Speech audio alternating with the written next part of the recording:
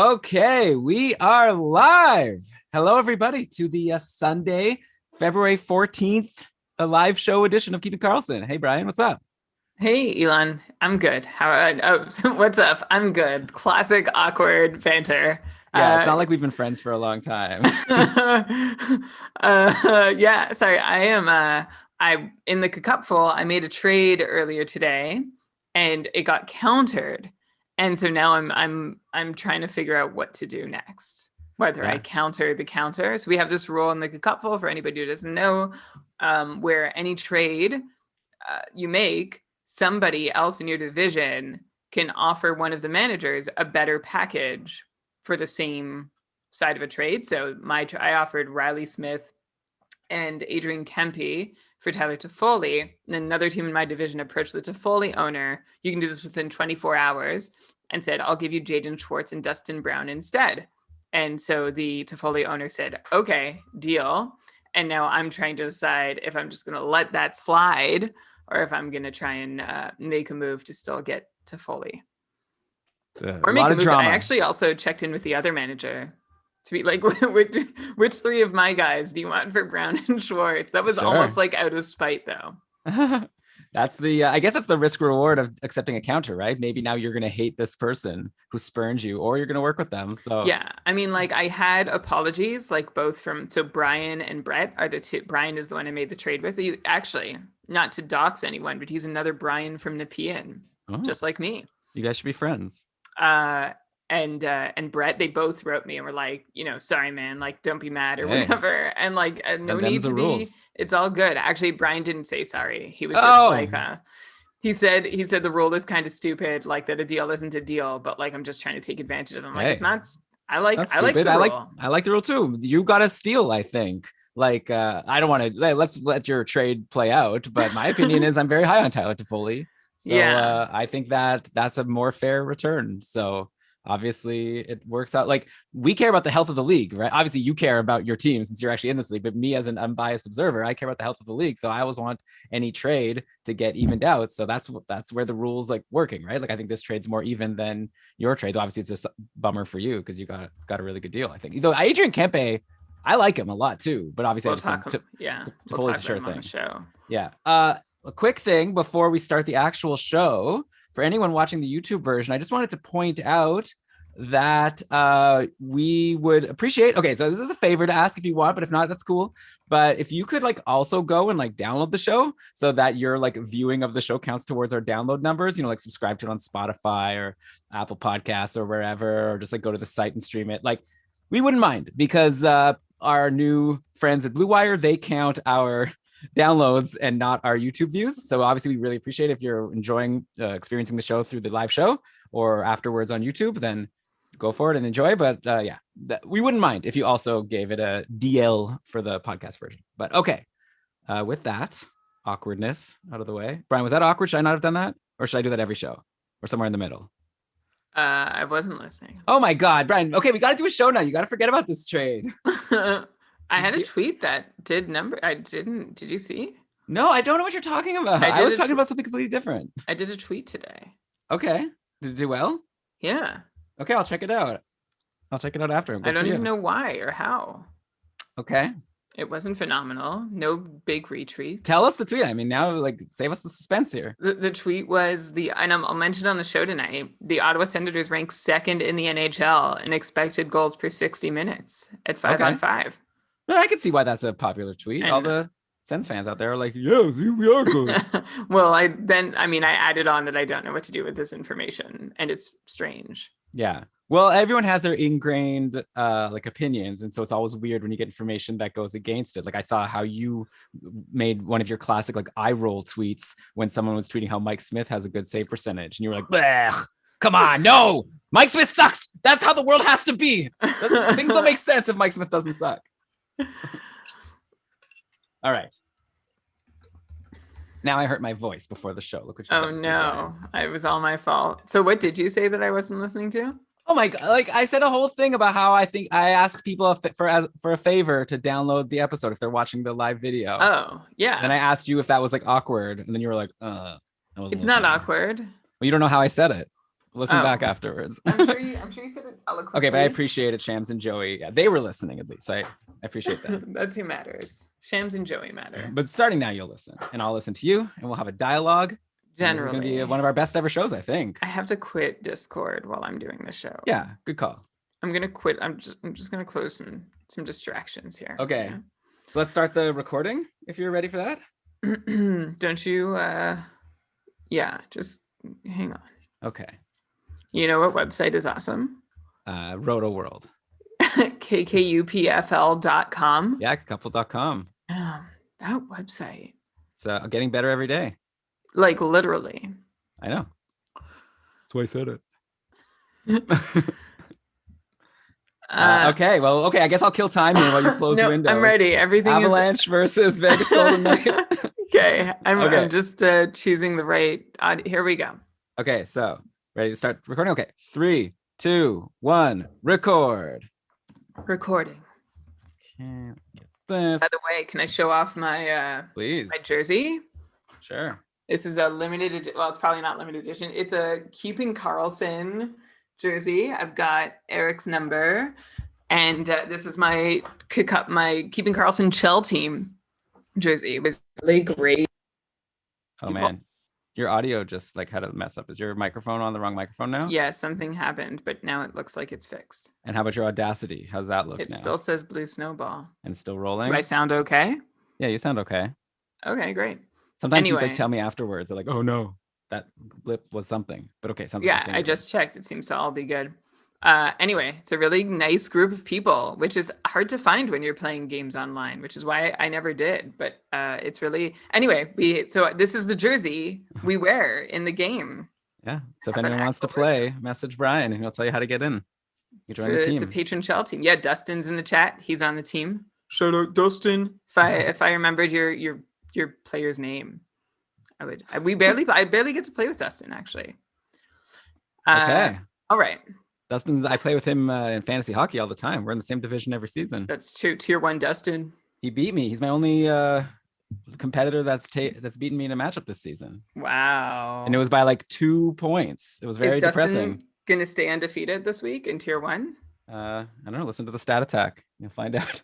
Okay. You could just... I don't have it open. I'm ready to start. I'm gonna go look. Dustin will tell you. He's here. He'll tell you. I'm sure he knows. If you're in the chat, you know if Dustin is remaining undefeated. Okay. It's close. Okay. He's down by 0.9 points. And who? Okay, now I need to know. Who does he has Mark Stone and JT Compher against Riley Smith, who so far, has been the difference. So yeah, but I think that Dustin has a clear advantage if it's basically tied and he has Mark Stone and Compher versus Riley Smith. But anything could happen, obviously. Wow. What a thriller. Can you guys let us know how your wives feel about the Valentine's Day pod? We did it in the morning. We did a celebration in the morning. Thank you for clarifying that it was the celebration. We did the celebration last night. Oh, there we go. So we work around the podcast. Our wives are awesome. Happy Valentine's Day. Okay. To our listeners. Ready for me to start? Dustin is the only undefeated team. This is a big deal. Okay. So we'll try to do an hour and a half. So now it's 7:55. So we'll keep that in mind. Try to end by 9:25. Yeah. Yes!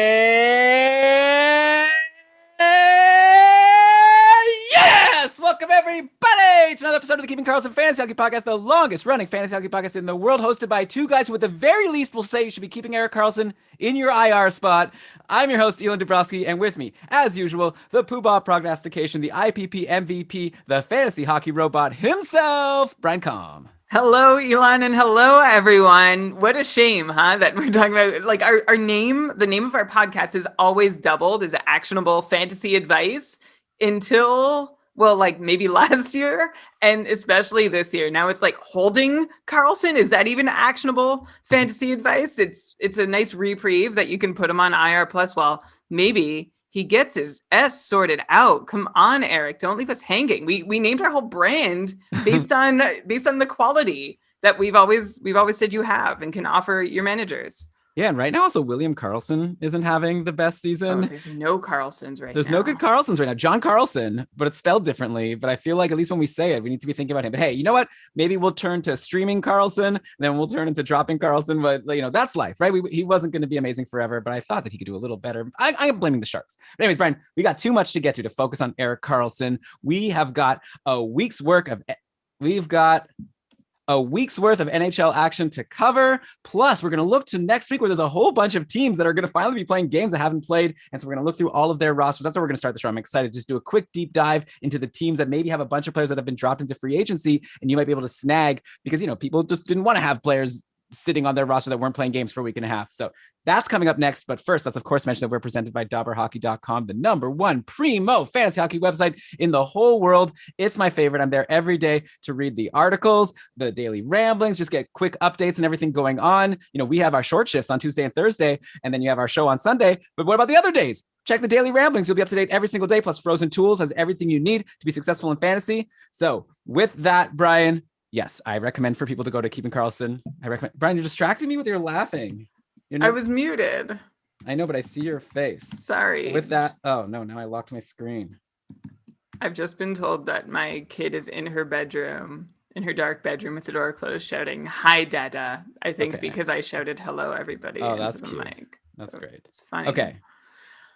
So we recommend to everyone to always be checking out DobberHockey.com. But okay, Brian, like I said, I want to get started by looking at some of these teams who haven't played in forever. Hopefully we'll be back in action next week. All signs are pointing, Brian, potentially, as of now, I don't want to jinx it, but I'm totally going to. No postponed games yet for next week. Every game that's currently on the schedule, there's no PPDs on Yahoo right now. So, fingers crossed it'll stay that way. And that means there's a lot of teams that people are going to be excited to see their players play from. Let's start in Minnesota, who haven't played forever, right? They're one of the teams that missed all of last week and half of the previous week. And I just want to ask you about some players that maybe are available in free agency that wouldn't have been if they had just been playing. Obviously, in shallower leagues, if you could get like a Kevin Fiala or Kirill Kaprizov, I'd imagine that's a slam dunk. They're both the stars of the team. Fiala, especially, man, he hasn't played since January 28th. Remember, he missed those 3 games due to a suspension. Then there were the 5 postponed games. That's just like all time where you couldn't stash him. So maybe he was dropped. Makes sense that he's only 56% rostered on Yahoo right now. And also, as a reminder, Fiala kind of stunk to start the year, right? I don't know if it was his fault. He was taking a lot of shots, but he had no points to start the year in 4 games, but he does have 3 goals in his last 4 games. So he was heating up. So I feel like this is an easy question, but I got to ask it for the 44% of people who have Kevin Fiala available in their leagues. I feel like in any format, you've got to jump all over him, right? Easily. Yeah, this is a no-brainer, no doubter. Anybody who dropped him, and no one picked him up, you got away with something. So you need to make sure to follow up on the back end of it and pick him right back up and add him to your roster. There's nothing, there's the same things not to like about Kevin Fiala as there were at the start of the season, of course. Still doesn't really have a centerman, so that's a bit of a problem, but it hasn't really slowed him down. Well, actually, it kind of has, I should say. But his rate stats are still looking pretty good, even though he only has 3 points in 8 games so far this season. I think he's going to be just fine. So this is a great time for you to try and grab him and add him for free as somebody who is more valuable than probably any free agent in your league. Yeah, maybe for the whole season. This could be your ad of the season. Though, Brian, maybe you're putting a little bit of disrespect on Joel Eriksson Ek. He's the guy who was centering Fiala in the latest practice. It was Fiala, Eriksson Ek, and Parise.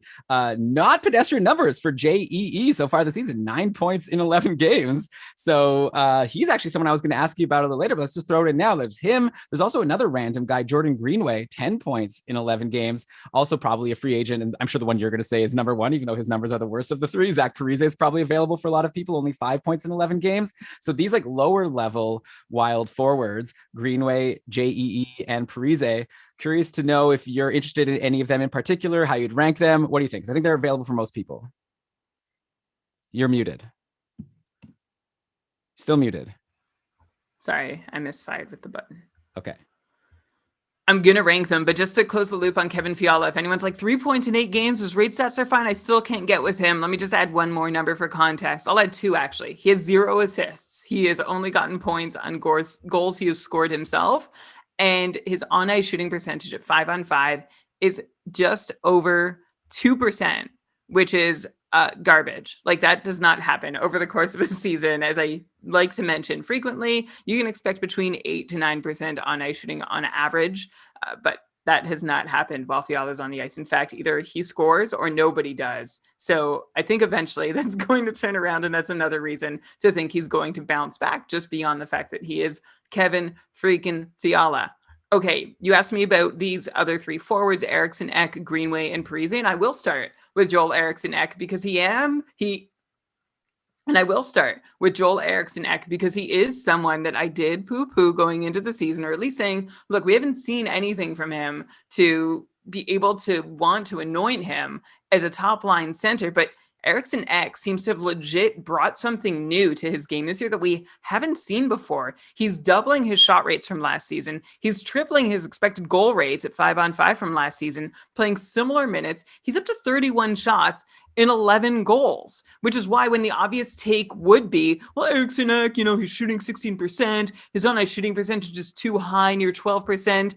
That's all true, but I'm not going to discount what Eriksson Ek has done and think, there still could be some good value here once the variance melts away, once he's not shooting 16%, or once his teammates aren't shooting 12% while he's on the ice. I'm not saying Eriksson Ek is like the 65 plus point guy he's pacing to be, but I am saying Eriksson Ek could be at least worth a bottom roster spot or stream when the schedule makes sense, depending on the depth of your league. In a real deep league, I would take a chance with him. His line with Greenway has been winning the shot share battle a lot too, which is a nice positive sign about his overall game. Speaking of Greenway, he's probably been a little luckier to cash in on his points than Eriksson Ek has. He's got a high IPP, only taken 16 shots in 11 games. There's nothing as encouraging for Greenway under the hood, the same way that I'm encouraged by what I see for Eriksson Ek, but we have had our eye on Greenway for a bit already, and I'm open to him being a guy worth streaming in as well. And then Parise, of course, Zach Parise, you know what I'm going to say about him probably.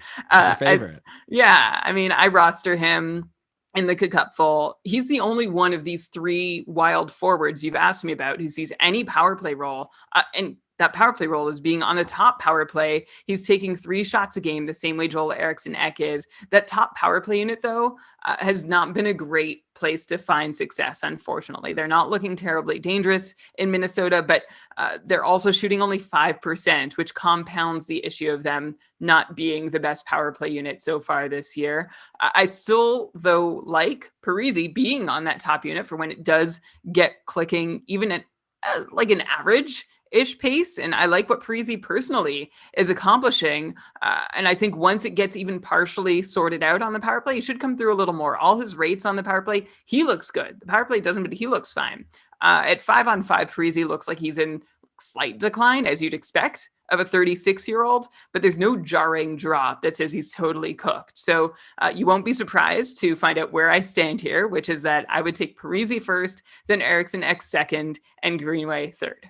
Yeah, I guess I'm okay with that. Yeah, I'll have to agree. At the end of the day, I'm going to take the guy on the top power play, even though he hasn't been succeeding as much. By the way, you mentioned that Greenway and Eriksson Ek have been on a line together. That's old news, Brian. Of the latest practice lines, Parise, Eriksson Ek, Fiala, and then Greenway with Kaprizov and Marcus Johansson, who is, of course, another player on this team that we have no interest in fantasy. But yeah, so those are the lines. And yeah, so I do like that Parise is playing with Fiala, both at even strength and on the power play. So if that sticks, I like that ranking, but look for all three of those guys if you need to stream a player in.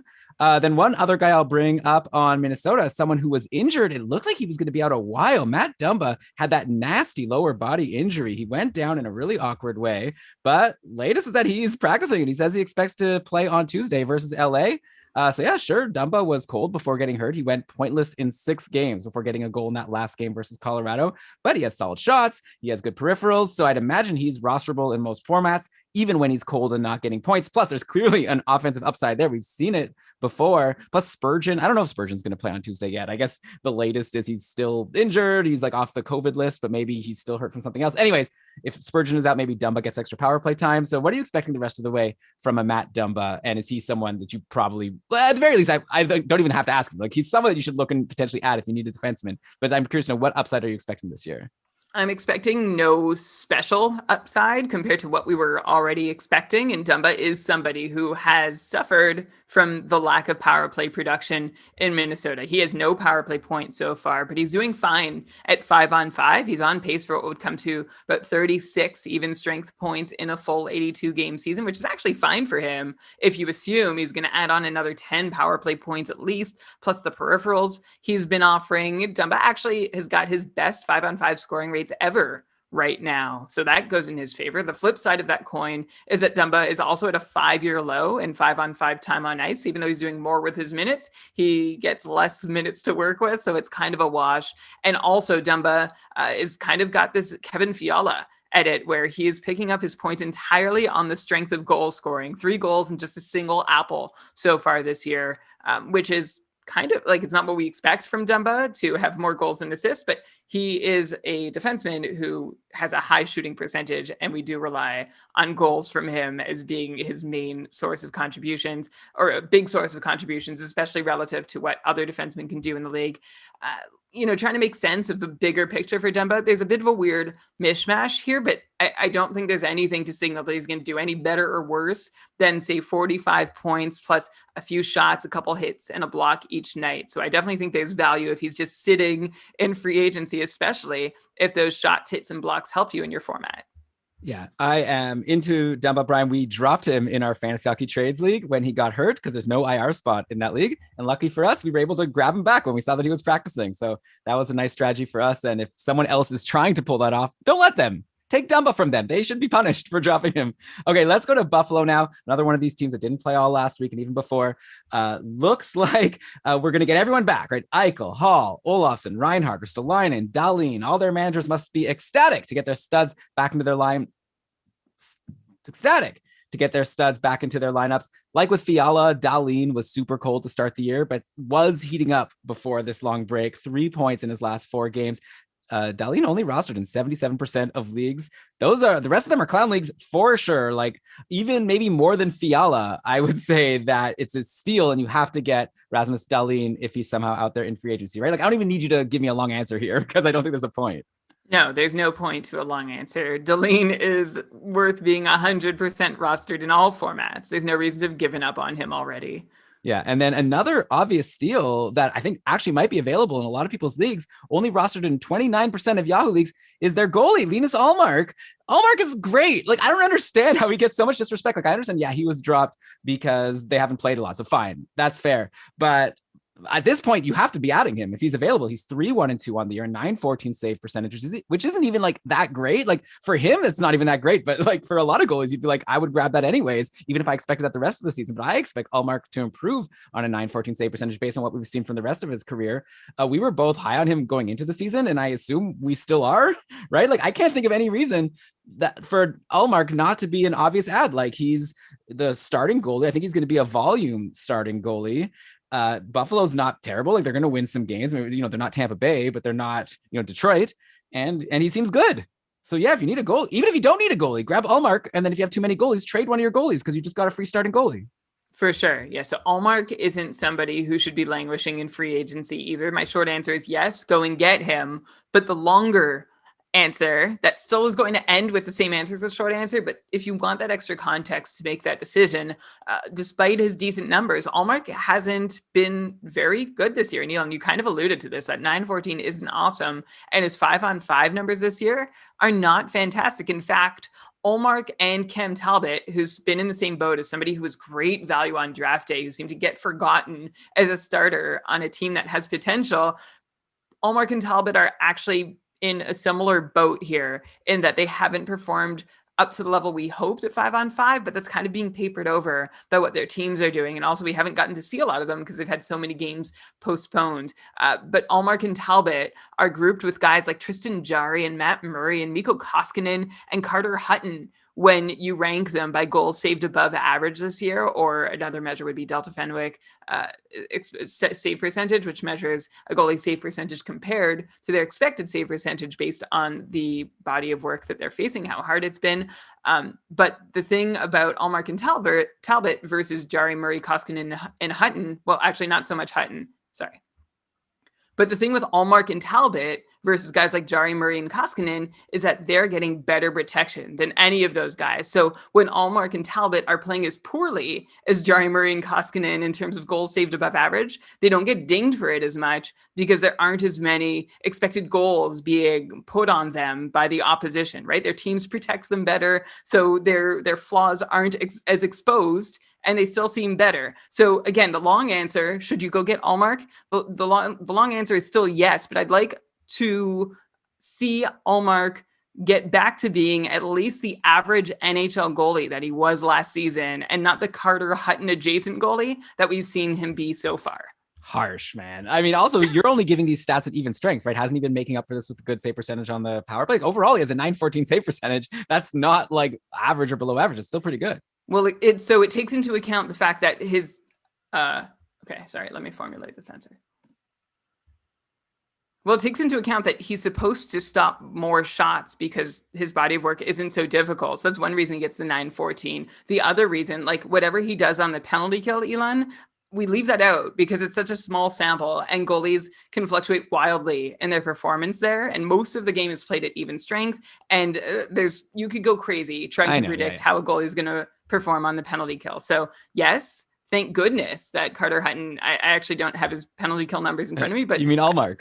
Allmark, yeah, they're probably pretty good, but I don't care. I need good 5-on-5 numbers to like a goalie. Yeah, well, I don't care about 6 games of data regardless. So I care as little about the penalty kill as you care about. Anyways, we're on the same page. Go get Allmark. We don't need to debate. He's clearly good. I don't think he's like become bad randomly because he's been a little bit below his expected save percentage through 6 games. Here's a crazy thing, Brian. So the Sabres have been practicing. We've been seeing their practice lines. Check this out. So Hull on the second line, he's not playing with Eichel. He's playing with Stahl and Reinhart. Okay, split those guys up. Top line, Eichel, Olofsson, and Jeff Skinner. You heard that right. Jeff Skinner is back on the top line. I think this is the first time in like 2 years we've seen Skinner practicing on a line with Eichel. Last time he was there, correct me if I'm wrong, he had a 40-goal season. So Buffalo plays Monday and Tuesday versus the Islanders. I feel like this would be a great time to give Jeff Skinner a try, right? Adam, after you hear this show, give him these 2 games to see if anything can happen on that top line. I'm going to tell you right now, I'm not expecting much to happen. I'm expecting him to get bumped from that line halfway through the first game. But for a very low risk ad, he's available in all leagues. I don't know, like he's done, like in this situation, he's had great success, and I don't think he's had another shot at this situation until now. So for a Monday, Tuesday start to the week, I'm telling people to go grab Jeff Skinner. Yeah, we've had this conversation before, right? If Skinner ever gets that deployment back, and I think he's had it for like very brief moments. Like you said, maybe he'll get switched off halfway through his first game on the top line, or maybe through his first shift. Like he'll be one and done with the kind of rope we've seen Jeff Skinner be given by Ralph Kruger in Buffalo so far. Right now, as we all know, Skinner has landed on the 4th line, second power play, career low minutes this year. So even worse deployment than last year. Meanwhile, as I mentioned last year, Jeff Skinner's rates honestly haven't changed much from his career numbers. He's still doing about as much, like if you control for the amount of time he gets offered on the ice, he's still doing pretty good with it. Pretty much the same thing he used to do with it, except for the scoring part, of course. I'm talking about shot generation and expected goals. So look, I know better than to get my hopes up that this deployment for Skinner is going to stick, but man, I am definitely tempted to give Jeff Skinner a speculative ad in a league where I could afford to. I've done this before and it hasn't worked out, but with that caveat, do whatever you can tolerate in terms of like, it all depends on acquisition cost, but I would be so interested to see Jeff Skinner stick on the top line. And I think the new Buffalo lines are actually really interesting. I'm going to recap them again. We've got Skinner, Eichel, Olofsson on line 1, Hall, Stahl, Reinhart on line 2. If those lines stick, I'll say it again because I bumped something. If those lines stick, that means there are 6 fantasy relevant players in the top 6 out of 6 in Buffalo, whereas before it was kind of like 4 because you had Eric Stahl, like who was sort of fringe free agent depending on your league. So yeah, I am excited to see what Skinner can do here and also what Stahl can do playing with Hall and Reinhart. Yeah, so I mean, I guess it's kind of bad news for Reinhart not playing with Eichel, but maybe playing with Hall is fine. So yeah, all things said, I think that we're on the same page here. If you could fit Skinner in, I like that it's Monday, Tuesday, right? So you could like just get it out of the way quickly. If you don't want to add him now, how about this? Watch the game, watch Buffalo's game against the Islanders tomorrow. Have your finger on the add button for Skinner and see if he does anything. Probably if no one's added him yet, maybe no one's going to add him unless they're like listening to this podcast. But if you're the only person in your league that listens, then yeah, you could wait for Skinner to score a goal or something, doesn't do something good, and then to rush and add him. Maybe you don't have to waste the ad early until he does something. But anyways, all right. So that's Buffalo and Minnesota. Another team that hasn't played in forever is the New Jersey Devils. I was gonna say that let's not get ahead of ourselves because they still had a bunch of players on the COVID list at the start of today. But I just saw news. This is Sunday night that we're recording this, and a couple hours ago, it was a whole bunch of players went off of the COVID list for New Jersey. So it seems like they're going to be ready to go. Obviously, I'll believe it when I see it 100%. But they've got a game scheduled on Tuesday. I'd imagine a lot of leagues only Jack Hughes is rostered from the Devils, maybe along with Blackwood and Hischier, who've been in IR from well before the postponed games. So skipping those three guys, who obviously will say to grab if you can. I'm the first guy that I'm really excited to see is Ty Smith. See if he could build on his 8 points in 9 games so far. He was hot before things went cold. Obviously, he was on that COVID protocol list, so who knows if he's been affected. But he's one of the players who came off the list today. I'm really excited to see what he's going to do. We already talked about Kyle Palmieri a couple shows ago. TLDR was he was cold before he went on the COVID list. And Brian, I recall you saying that you think he'll get back to being decent at some point, but we might have to wait for Hischier to return, and that's not happening this week. So those are two guys. You can comment on them if you want. The one guy I want to zero in on though is a deeper league guy. That's Miles Wood, because Wood had a hot start to the year, goals in 3 straight games. Then he cooled off. Then he ended January with a huge 2-goal and 1 assist game versus the Sabres before the games got canceled. So I'm sure a lot of people, when they're ranking their free agents by total points in their league, Miles Wood is right at the top of the list. I'm sure they're wondering, so okay, is this for real? Should I add this Miles Wood guy? And from what I see, nothing seems too great aside from these numbers, right? He's skating on a line, or at least in the last game, it was with Nathan Bastian and Michael McLeod. But hey, he got 2 goals and assist in that game, so he figured it out somehow. Anyways, forget about I'm not going to ask you, is Miles Wood going to keep this up? But do you think that he's worth adding if he's still in free agency, or if you're browsing through your list deciding who to stream in, are you just glossing over his name and not even giving him a second thought?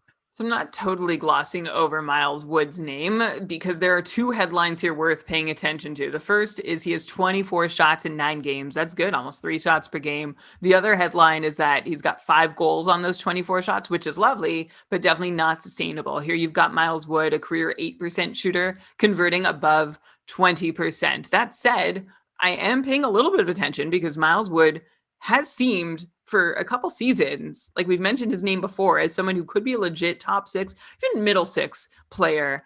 So there is some upside. There is some potential there. Of course, the problem is that so long as he's not in the New Jersey top 6 and he is playing with the anonymous players you mentioned, okay, I'll name them, Nathan Bastian and Michael McLeod, there's not a whole lot of hope for points on a regular basis, but there is some value from Miles Wood in that he can give a boost to your shot on goal numbers if and when that's something you need. If that isn't something you need, I would leave him in free agency. But Elon, can I throw out another deep cut in New Jersey as somebody that we maybe should keep an eye on? Yeah, I'll just mention first about Miles Wood.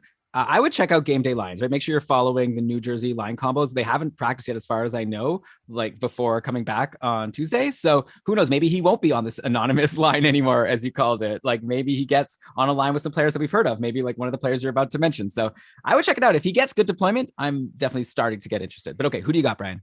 I've got Andreas Janssen, who is off COVID protocol. So he went absent, I think, before the Devils did. I can't fully remember.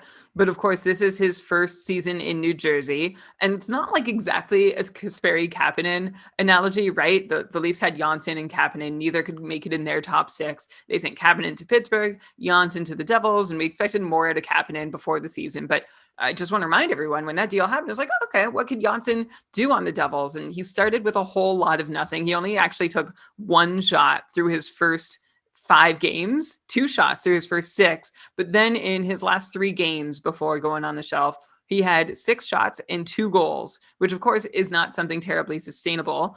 He had 3 points in his last 4. Again, 2 of those were goals that aren't being scored at a sustainable rate. But Janssen was playing with Jack Hughes for a chunk of it, and Jesper Bratt and Nikita Gusev. Those were his 3 most common line mates. So I'm at least interested. For me, he's a watch list guy, unless you're in a super deep league, and he's worth taking a speculative flyer on. But he is someone I am watching along with Miles Wood, who actually could probably keep Miles Wood out of the top 6. Yeah, and plus you mentioned a couple other guys like Jesper Bratt, Nikita Gusev. There are some players that could be good, so we'll wait and see. Obviously, you'd have to be in a pretty deep league. I guess I'll also make a reminder: we still don't really know what's going on with the power play, right? In terms of the defensemen, like Severson, Ty Smith, PK Subban have all been getting shots on the top power play and second power play, and they've sometimes gone like 50-50 on the power play. So, if you need a D, there's a lot of leagues where all three of these guys are out there available. If I were to rank them right now, I'd go Smith first, then Subban, and then Severson. But I can really see it going in any order. Do you have a order for those three, or do you want to just agree with me and we can move on?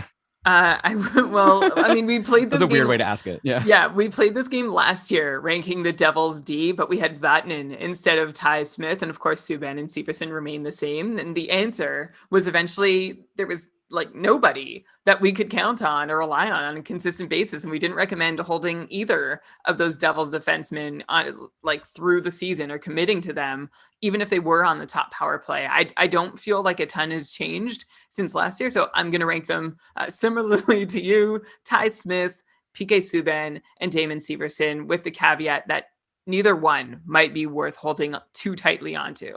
Yeah, I think the one thing that's changed is Ty Smith is someone who's come in with a big offensive pedigree. So far, he's looked good in like low ice time. A lot of people have given reasons why Ty Smith is overperforming. And it's like, yeah, he's not even playing that much. He's getting some good luck. But with a rookie, maybe the coach is liking what he's seeing, and maybe Tyson starts seeing better deployment as the season goes on, similar to like a Jack Hughes last season, or maybe actually more like an Adam Fox. I know like Ben then gave me some crap for like comparing Ty Smith to Adam Fox, but you know what I'm saying? He's the guy I think that has the most upside, but maybe it'll just turn out that Severson or Subban get better numbers this year just because they're veterans and they just like are going to play more. Okay, so next up, let's go to Colorado, who's actually playing right now. So they hadn't played for a while, but they're back in action today versus the Vegas Golden Knights. And the big news in this game is Nathan MacKinnon is back. So this was like the one silver lining of all the COVID postponements, is all these people who were probably freaking out when Nathan MacKinnon got hurt a couple weeks ago, was they thought they were going to miss a bunch of games. They only missed one game from MacKinnon, and then all the other games got postponed. So theoretically, you're going to get almost every single one of these Nathan MacKinnon games into your schedule at some point in the season. So that's awesome for him. He only has you know what I mean? Relatively not so exciting, right? 14 points in 12 games on the year. He's definitely gonna have to pick up the pace a bit to stay in that top 3 convo in fantasy for next season. Like I think in most drafts this year, it was like some, order of Draisaitl, McDavid, and MacKinnon going in the top 3 in drafts.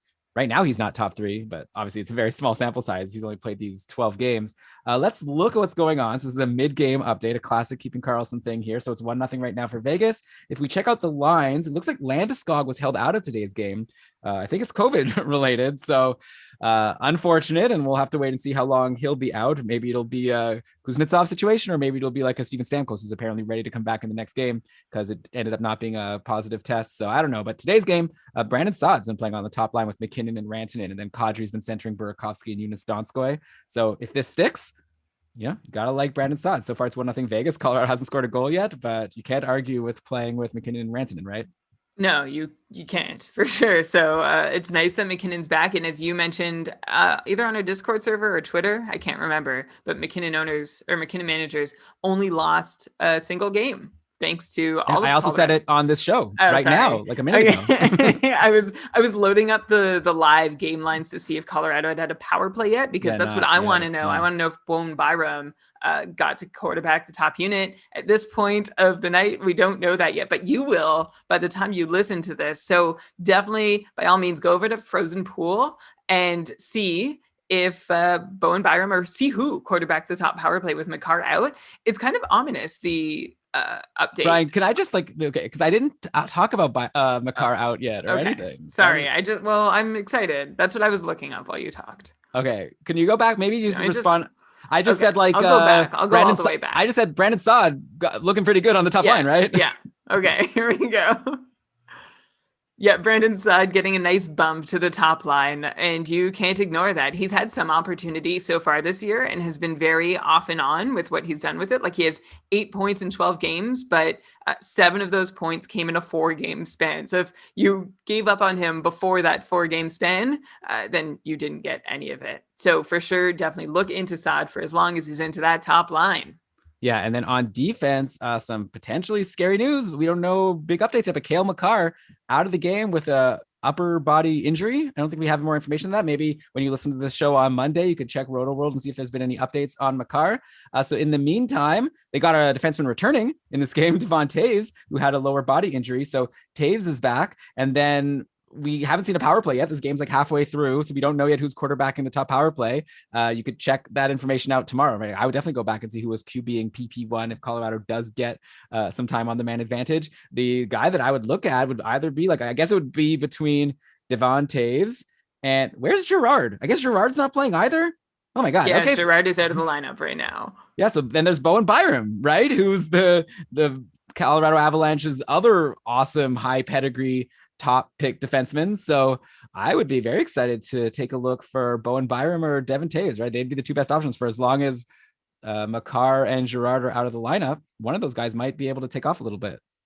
Yeah, for sure. So you should definitely make sure, go over to Frozen Pool and see who was quarterbacking the top unit in Colorado and add them to your roster. Also, the Makar injury update was like kind of ominous. Someone asked like if it happened during a game, and Jared Bednar was like not specific about it. And I saw someone speculate like random, like no source or whatever, but just like, oh, this means like some off ice embarrassing injury. I don't know what it was, but the fact that we have so few details on it at least makes me raise my eyebrow and could go, might be nothing, but it is definitely regardless worth going and picking up that quarterback on the top power play, which I imagine is going to be Bowen Byram, but it could also be Devon Taves, as you mentioned. Yeah, Taves has done the job before. It's kind of like in St. Louis, right? We assumed that it would be Torrey Krug, and right now it's Justin Falk getting the job. And Falk is someone who's done it before and hasn't been successful, just like Devon Taves. And we'll actually get to those. What team am I talking about again? Colorado. Yeah, Blues. Oh yeah, we'll get to those Blues players in just a sec. But yeah, so something to watch. Brian, anything else on Colorado? Yeah, I'll just add that. So Girard, it's being clarified in the chat. Thanks, Patty, or Shams for mentioning. Okay, I'll say that again. Yeah, just to follow up on Girard, Shams mentioned in the chat that he is on the COVID list, which honestly, even if I'm just bringing up his name because even if Girard comes back, he's not someone that we've seen necessarily get automatic billing for that top power play role, even though I'm pretty sure he could quarterback the power play for 30 teams in the NHL, 31, including Colorado. That's not been his role there. And I think they would be curious to see what Byram could do given the opportunity. So even with a Girard return, it doesn't mean I'm rushing to grab him and stash him in my IR. Yeah, well, hopefully just Makar is fine, and he's just missing one game. So a lot of unknowns here. So we're just letting you know, and we have no real advice right now. You can tweet at us at Keeping Karlsson for updated advice, or come chat in our Discord channel once we know a little bit more about what's going on with that D situation in Colorado. Okay, one last team who hadn't played for a while, and now they're back, and I want to talk about them, is the Washington Capitals, who were off all last week before today, versus the Pittsburgh Penguins. And so I'm just going to do another quick dip into the game scores that weren't available to me when I was prepping this show. And so two big names that came back for Washington are Justin Schultz and Evgeny Kuznetsov, who had missed time before. Justin Schultz, if you remember, Brian, had 3 straight multi-point games going into today. And now he has a power play assist. Washington lost 6-3, but Schultz got a power play assist, looks like from the second power play unit. I know that you said, like back when we were talking about Schultz before he got injured, that like, okay, yeah, he has 3 straight multi-point games, but I don't expect it to continue. He's going to go back to being the boring Schultz that he was before, like Dmitry Orlov was out of the lineup. But now at this point, like, I feel like a lot of people are going to want to add him. So you're going to have to make a really strong plea to them why not to add him now that he's got points in 4 straight games. Because he's Justin Schultz, man. We've done this so many times over the years. There has never been a time where we've seen a burst of productivity from him, and it's lasted. He's not quite the defensive version of Jordan Staal, because Jordan Staal has delivered for longer stretches than Justin Schultz has, but he's similar in the way that he produces, it seems, at random, and it's great to have him when he does, but the second he doesn't, you want to get rid of him, and you don't want to make the mistake of giving up too much at any point to add Justin Schultz. So there is our classic Justin Schultz talk. Yeah, I mean, I might ride the hot streak, but yeah, I'm not expecting it to last. Saying. Yeah, Go exactly. ahead, ride the hot streak, but give up quick and don't give up a lot to get him if you don't already have him on your roster. 100%. Okay, and by the way, Devon Taves, Colorado has gotten a power play, and it was Taves quarterbacking PP1. So that's the guy, I guess, to rush and grab as of now before there's any updates. I'm bummed about that. I hope they get another power play and Byram gets a turn. Why don't you like Devon Taves? He's a great player. It's not that I don't like Devon Taves, but I just like Bowen Byram is supposed to be maybe as good offensively as Cale Makar. So this seems like a really great opportunity to take him for a spin and see what he can do. I guess so. Well, he's on second Like power play. Devon Taves got to quarterback the top power play for the Islanders last season on and off and didn't do much with it. So like, I Yeah. feel like, I mean, of course the power who play has done something with it? yeah. Okay. So that's fair. So maybe he has more to offer than we've seen, but that's not his bread and butter. I think Bowen Byram is more in the mold of an offensive defenseman than Devon Taves. Oh wait, 1 second, Brian. This is a new for Keeping Karlsson. I have on the line Devon Taves' agent, who has some words for you about whether his bread and butter is to quarterback a top power play or not. I mean, come on, well, we don't know. He was doing it on Islanders where no one's ever done well, so we'll find out. But obviously, I think the future. It's all relative. If Bowen Byram wasn't there, I'd be like, yeah, let's see what Devon Taves can do. Yeah, Byram's a rookie. So, but yeah, I agree. Let's see. I wish we could see everybody on the top power play. Why do you hate Bowen Byram, Elon? Okay, I wanted to mention on Washington that Evgeny Kuznetsov came back. He was gone for a really long time. I knew because he was on my couple team. Scored a goal. So how about that power play goal, the one that Justin Schultz assisted on? So that's actually a little concerning that he was on the second power play. Verana was on the top power play, which is obviously great. Verana also scored a goal today at even strength. So there's lots of potential interesting Washington guys. I'm not expecting Kuznetsov to be off the top power play for long. I'd imagine it's just like easing someone in after being away and being sick for a bit, but something to watch. I don't really have a question about him. Oh, Verana. I wanted to ask you about Verana just because you love him. Like, he was dropped in your couple division. And I remember you were like messaging me right away. Like, okay, how much fab are we talking? Like, how, to you, it was like, okay, foregone conclusion. I need to get Verana on my team. How much do I need to spend to get him? And I guess for good reason, right? 8 points in 11 games going into today. So now with his goal, that's 9 points in 12 games. You're super high on him, I take it. Do you think he potentially is going to hold this top power play spot? And like, how high do you think he'll be? He's still available in a lot of leagues. Yeah, so he had a great game today, which is really awesome. So way to go, Jacob Vrana, for at least making me feel good after having invested some fab in him to add him on my team. I like Vrana a lot, as you know from doing the show with me over the past few years. He's in that group of guys like Anthony Mantha and Oliver Bjorkstrand and Timo Meyer and Victor Arvidsson, who we saw good things in low deployment before they broke out and got opportunity, which, as an aside, that group today is so sad, right? Like, they all had that exciting stretch where they all broke out, but Mantha, Bjorkstrand, Meyer, and Arvidsson, no one is clamoring for them now. Even though Mantha and Bjorkstrand's stock was sky high going into the season, they're just both getting submarined by weird coaching decisions mostly, which you hate me saying. I know. I don't blame it all on the coach. They're also not doing so hot themselves, but still. Anyway, we're talking about Jacob Vrana, who is still doing a lot of what we've liked about him for the last couple seasons. I like Vrana as a reliable 55-point player who, with time on the top power play, I think could legitimately approach 70 points. I think it's most likely that Vrana is off and on that top unit, landing around at a 60-point pace. He and Kuznetsov are both really similar in terms of value. They both take maybe a couple shots per game. They play together, so their fortunes are quite tied, and they both take turns on the top power play. So between Kuznetsov and Vrana, if you're asking me, I don't know if you asked me which one I prefer, but I just want the guy on the top power play who has been Vrana most recently. So long term, of course, I have no idea who's going to be on the top unit. Like, do you think that my prediction of Vrana and Kuznetsov taking turns on the top unit is right, or do you have a hunch about who's going to last longer there? I mean, my hunch would be Kuznetsov, just because he's, like, he's been the one that's been there for so long, and it's been one of like the top most successful power plays in the league.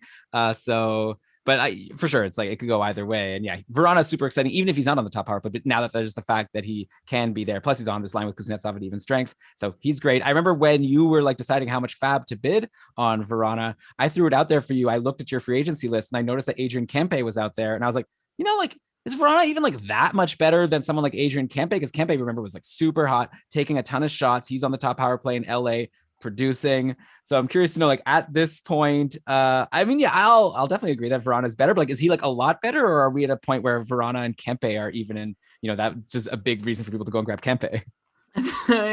Okay, yeah. So you did give me this take, which made me a little crazy because I had the opportunity to add both. And I think I chose Vrana and then eventually ended up adding Kempe as well. I love Kempe's shot rates and totals. And this take that Kempe and Vrana were like similar enough to you did, like, it did kind of blow my mind a bit, just because it felt so wrong. But then when I looked at it, I like the take. It was a good one. Kempe's value, of course, comes in the shots he takes, which about 50% of those have been coming on the power play, on the top power play, which is wild. Kempe is firing away there, but at even strength, the situation still is not as good as Vrana's, right? He's playing with Jeff Carter and Gabe Vilardi, which is interesting. That Kempe Carter Vilardi line has a lot of like fun upside and interesting business going on, but it's not a line I'm about to buy into the same way I will Vrana, Kuznetsov, and Oshie. Also, not that it really matters. Well, actually, I guess it does. Speaking of Adrian Kempe's high shot volume on the power play, curiously, that shot volume is coming from just below the blue line, like dead center of the ice, and drifting a bit towards the right face-off circle, which like these like umpteen shots coming from Adrian Kempe are not coming from high percentage areas. And his only one power play goal so far came from closer in where he only occasionally shoots from. So I love the shot volume from Kempe. I like him, like think of him as better than Miles Wood, right? As a guy who can help you load up on shots on goal. Plus he has that top power play deployment. But I'm not totally sold on Kempe being able to follow through on any opportunity at 5-on-5. I think best case for Kempe this year, and best case, and this might still be high, is that he paces, this sounds high, not that I'm saying it out loud, I wrote it in my pre-show notes, but you tell me, is that Kempe paces for 55 points, picks up maybe 15 points on the power play, and has paces for more than 250 shots on goal over an 82-game season, all of which is nothing to sneeze at, but I think it's likelier that Kempe's closer to 50 points. He's been a 40-point player up to this point in his career, but the intrigue is certainly there for Adrian Kempe. 24 years old, nice rates, increasing deployment. So he's definitely someone to watch, and I'm happy to have him on my roster to see where he goes with this, but I still would drop him before I drop Jacob Vrana, but I would add him before I added Miles Wood. Yeah, that's all very fair. I don't think it's crazy to say like his upside is 55 points. I think that's like a fine. Like I think that's not even so exciting of a thing to say. So like, well, no, but it's also on LA. Like I can see Kopitar hitting 55 easy. I don't know that I could see anyone else doing it. I could see Kopitar hitting like 90. Like yeah, yeah, exactly. So then he brings his friends along with him. All right, so Brian, we've still got a lot more. I guess these haven't been technically out juries. They've been more just like teams coming back after a long break, which kind of works out the same as an out jury. But we've got some real life regular out juries coming up in just a sec. So stick with us on Keeping Karlsson. Oh, nice. We use the bend technique. Okay, welcome back. So like I said, Brian, I want to get to some out juries now. I want to go to Edmonton first. Mike Smith is back for the Oilers. Finally got his first couple of games in, and he was amazing, like phenomenal. He stopped 27 of 28 in his return game versus Ottawa. And I'm sure a lot of people thought, whatever, it's versus Ottawa, doesn't count. Followed that up on Thursday with a 38 save shutout of the Montreal Canadiens. So Mike Smith, whatever he was doing during his time off, like his rehab, I want some of that because I could use a burst of productivity in my work that I've never been able to see before. Because like we did not expect Mike Smith to be this good at this age on this team, but so far through 2 games, that's amazing. Of course, it super complicates the situation in Edmonton for the goalies, right? A lot of people drafted Mikko Koskinen, like knowing that he wouldn't be like the best for rate stats, but figuring like, okay, but whatever, it'll be worth it because he's going to play like a lot, probably get a lot of wins, like have a lot of saves. But now I've got to imagine like at least for the short term, Smith is going to take over or at least be a 50-50 guy. Like I'm sure the Oilers, Dave Tibbetts going to be happy to go with his favorite guy, Mike Smith, especially while he's doing well.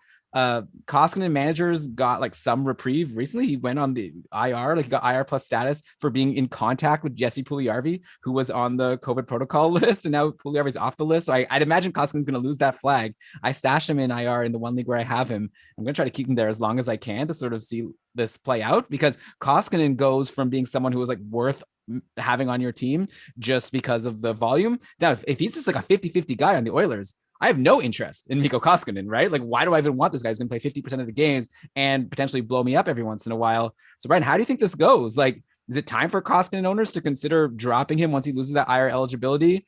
Oh, and I guess the other question I probably should ask, which is what I should lead with, is like Mike's. I know what you're going to say though, but like you hate Mike Smith, but like this is good, right? Like, should people go add Mike Smith? What's your take on the Oilers goalie situation right now? Well, the tweet you mentioned off the top of the show, or I can't, it was in the pre-show. It was in the pre-show. I'll mention that. Well, you mentioned a tweet that I made in the pre-show, Elon, about Mike Smith, where I quoted a tweet where that mentioned that Mike Smith had a league-leading 985 save percentage, and just commented with a bunch of eye roll emoji, which is true. Like, okay, cool, Mike Smith, 2 starts, 985 save percentage. Congratulations to you and the beat writer who's loving it. But I just obviously, I have very little faith that there's no chance that continues. But I have very little faith that anything good really continues. I mean, Koskinen certainly has not been good and is ripe for being usurped, but is Smith ripe to be the usurper beyond just being the ripe old age of 38 years old? And I have no reason to expect 38-year-old Mike Smith to be better than 37-year-old or 36-year-old Mike Smith, who are both increasingly worse than 35-year-old Mike Smith, who played 55 games for Calgary his first season there after having spent 6 in the desert with the Coyotes. And that's a problem for me, that Mike Smith has looked worse and worse over the last couple of years, especially when the team in front of him in Edmonton ranks in the bottom quarter of the NHL in expected goals against. If anything, I think a healthy Mike Smith might actually help Mikko Koskinen catch his breath, maybe. Who I think is droppable, like you said, for being a 50-50 starter, but maybe he's more valuable in leagues where he's already languishing because his manager gave up on him with all those blowups. But maybe now a Mikko Koskinen spot start is worth a little more because he's rested and might be able to play up better to his upside and potential. But there's not much reason to hold Koskinen or Smith long term in my mind. I believe the Oilers will give Mike Smith a chance to run with it. I just think the odds are pretty low that he's going to be able to take advantage. Yeah, I agree with you 100%. I think this is like good for the Oilers that they can have goalies that play like half of the time each, because neither of them I think are good enough to be full-time starters. I think that's what we've seen. But we've seen also last year Koskinen was pretty decent when he was not playing like 100% of the games, when he was playing like 55-60% of the games. But at this point in most fantasy leagues, it sucks because you probably drafted Mikko Koskinen pretty high, but I don't know. It'd be hard for me to hold him. Like I said, I'm keeping him in my IR spot until I need to make another acquisition. And until then, I just think it's probably going to be 50-50 because that would be the smart thing for them to do as long as Mike Smith can hold up. And it sounds like, or from what we've seen so far from his league leading save percentage through 2 games, it seems like he's okay. He's not totally done yet, clearly. Okay. So next up, let's talk about an injury of a player that I think you're going to be a little higher on. Zach Werenski returned to the Blue Jackets after missing a few games, and he returned on Saturday, picked up an assist. So that's good news for people with Werenski on their team. But there's also some bad news because while Zach Werenski was on the shelf, a guy named Seth Jones became red hot. He's currently got a 6-game point streak. And in this return game for Werenski, Seth Jones held that top power play spot that Werenski momentarily stole before he got hurt. And at this point, like, this top power play spot is a lot better than it was around the time Werenski got hurt, because now there's Patrick Laine on that top power play, and that's obviously a much better place to be. So I don't know, like, obviously I'm not saying that you need to freak out about Werenski, and obviously things can change, and like Jones and Werenski could swap, or they could both end up on that top power play. Who the hell knows what Tortorella's going to do?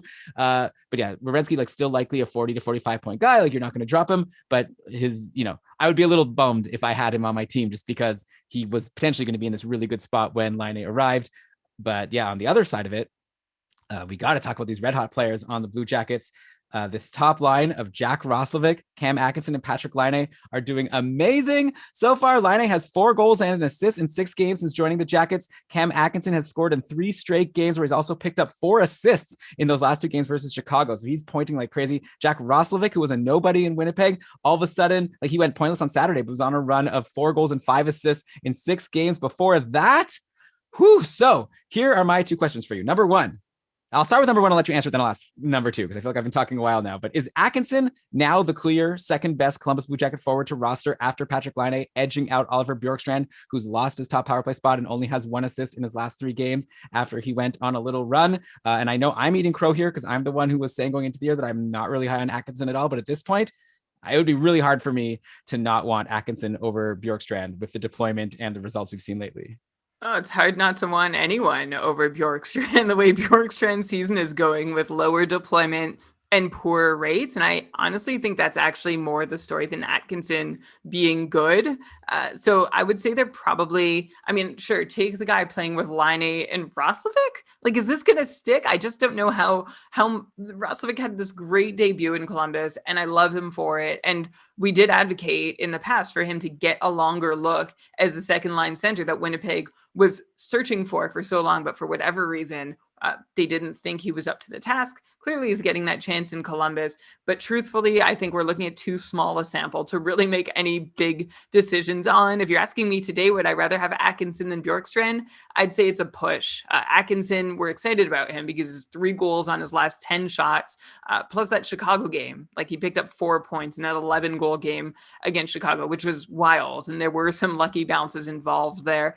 I just think overall, Columbus has a ton to work out. Like John Tortorella had this quote not long ago that said, we got to learn to play the way we play. I'm just paraphrasing here. And that we're building culture.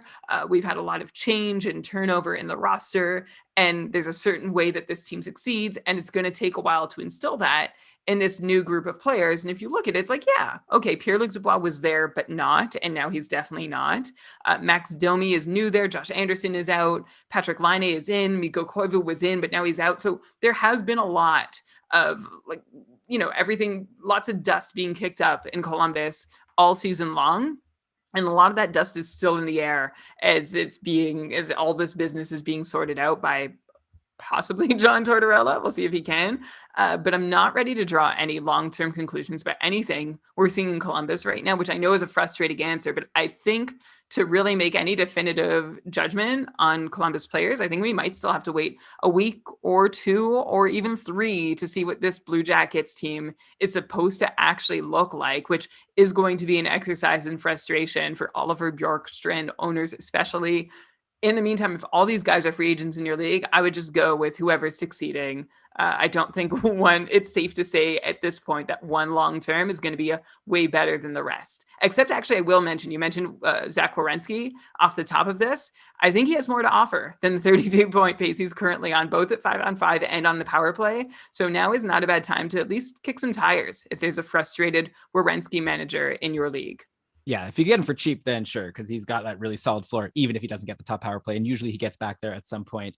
Yeah, Brian, I added Cam Atkinson in our Fantasy Hockey Trades League at the beginning of this week, and he's been huge for us. I also added him in another 12-team league that I just joined. So he's still available in some leagues. I'd imagine that window is closing as he keeps on having great games. But yeah, definitely grab Atkinson. And also, like we said, I guess we didn't dig too much into him, but Jack Roslovic, maybe he's not going to hold this spot long-term. But right now he's on the top line and top power play with Laine. So if he's available in free agency, I can't imagine, like, how could you not add Roslovic? Like, obviously, if you're in a league like we were talking about at the start where Fiala's available, then yeah, grab Fiala first. But if it's a deeper league and Roslovic is out there, I would want him on any of my teams right now. I would definitely take Roslovic if he was out there. But unfortunately for me, he is not. But also, like you said, Brian, Tortorella is going to Tortorella up the lines at some point, and then we'll have to see where everyone lands. Right now, it seems like he loves Columbus native Jack Roslovic. But okay, so next up, another outjury. Let's go to Carolina. Martin Necas returned to the Canes on Saturday in the 4-3 overtime win over Dallas after missing 3 games with an upper body injury. Necas had a nice return. He played 17 minutes and 41 seconds on a line with Trocheck and Nino Niederreiter, and he somehow still assisted on a goal that wasn't by either of those guys. It was an even strength goal by Teuvo Teravainen, so maybe it was off a line change or something. But either way, great return for Necas. If you listen to the stream scheme by Dave Benton, a little spoiler here, he's got Necas as one of his streamers of the week for next week. And, Dave knows what he's talking about. He looks at the schedule and tries to figure out the guys you want to look at. And I definitely recommend that podcast, by the way. It's another gem. So we linked to it in the show notes. You go to keepingkarlsson.com/stream scheme. And you can hear Dave also laud Martin Necas, who is back and looking pretty good. But Brian, I want to ask you about Teravainen. People are very worried about this guy. He had a cold run after returning from COVID. Now things seem to look better, right? It's, like I said, he scored a goal on Saturday. Looks like he was back on a line with Sebastian Aho and Brock McGinn.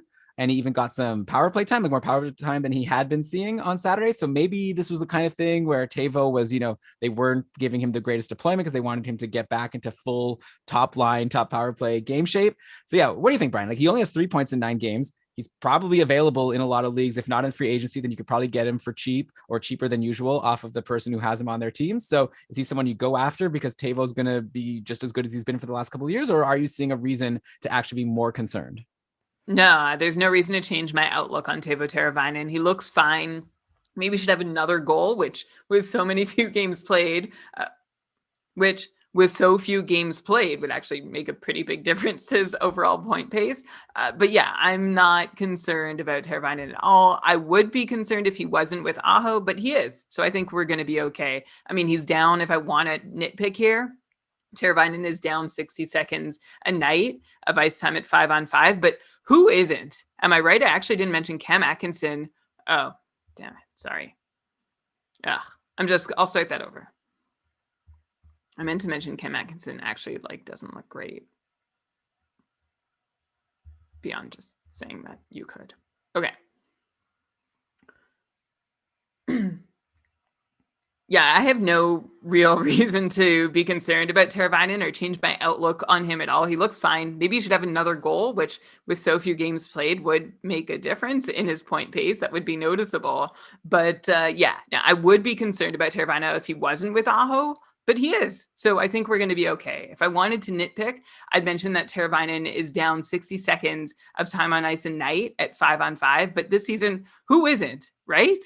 And I guess the other thing that you could try to nitpick about Teravainen is that the third piece with him in Aho was Brock McGinn.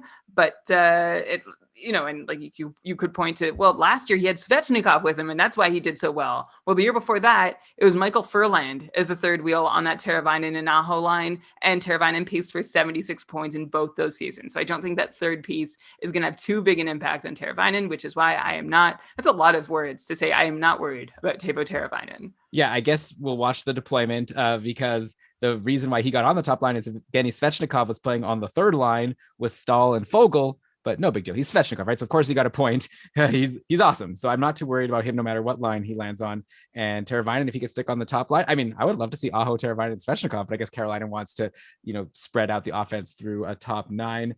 Though speaking of Jordan Stahl, who, like I said, has been playing with Svechnikov most recently, last week we brought him up. I suggested he was on a hot streak. I was like, Brian, we've seen him do this before. I remember it was funny because I was like, I think you were prepping for me to ask saying is he going to keep this up? But I was saying he's done this before and he's done it for a while. And so do you think it's going to keep going? You were like, oh, I thought you were going to ask he's done this before and he's cooled off. And I agree that that's going to happen. But so far at this point, this hot streak has continued. And I just have these memories of Jordan Stahl going on 18-game hot streaks and then totally disappearing. But right now, we're still not even halfway through a potential 18-game hot streak. So another 2 goals and 1 assist in 3 games this past week. He's got 12 points in 10 games on the season, still only 33% rostered on Yahoo. So Brian, Jordan Stahl, holy cow. I guess I already asked you about him last week, so let's make it a little more interesting. Instead of just asking you straight up about Jordan Stahl, I'm going to annoy you with a classic ranking potential free agents on a team type of question. Let's assume that Hamilton, Aho, Svechnikov, Teravainen, Trocheck, they're all rostered in most leagues. The next group of guys on Carolina who've all been looking pretty good is Jordan Stahl, like I said, 12 points in 10 games. We've got Martin Nichas, 6 points in 9 games so far. Nino Niederreiter, really looking good this year on the Trocheck line compared to previous years, 7 points in 12 games. Then you did bring up Brock McGinn, who was on a 4-game goal streak on that Aho line that finally ended on Saturday. So of these 4 guys, how would you rank them in terms of who you'd want to get on your fantasy team? For the short term, let's say for the next couple weeks as a stream. Yeah. Okay, so as a stream, actually my answer is probably about the same as a stream or long term. The only flip might be, okay, as a stream, I'd say Nichas, then Jordan Stahl, then Niederreiter, and then Brock McGinn.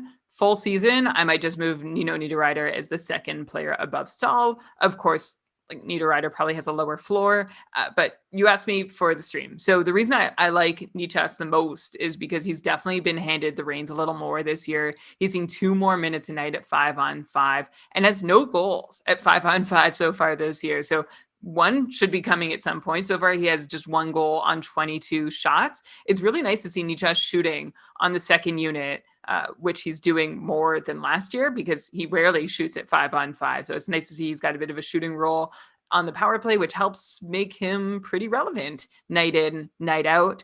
And then I'll also mention Brock McGinn, who I had at the bottom end of this list, 4 goals on 10 shots. I feel like his best case is probably Michael Furland, right, who I just mentioned, who had 45 points a couple of years ago in the same roster spot. And then Nino Niederreiter, the reason I like him is his shots on goal are pretty good, at least, even though I don't think he's going to produce as reliably as Nichas will. Carolina has some really interesting lines right now, and I don't know whether they're going to stick or not. I don't think the trade with Cedric Paquette, they've already waived Alex Galchenyuk, is going to change much. And they traded Ryan Dzingel, who's basically been scratched the entire season. So just keep an eye on those lines and see how they shift and shake up. But that second line with Trocheck, Nichas, and Niederreiter could offer some value. I feel like all three of those guys could be owned in some formats. Yeah, they're all rostered in tier 1 of the couple. That's for sure. I have Niederreiter on my team. I don't think I would drop him for Nichas if Nichas was out there. I think I'd rank them maybe Nino, Stahl, Nichas, and then Brock McGinn, but it might be close. Wow, you higher on Niederreiter than me. I never thought I'd see the day.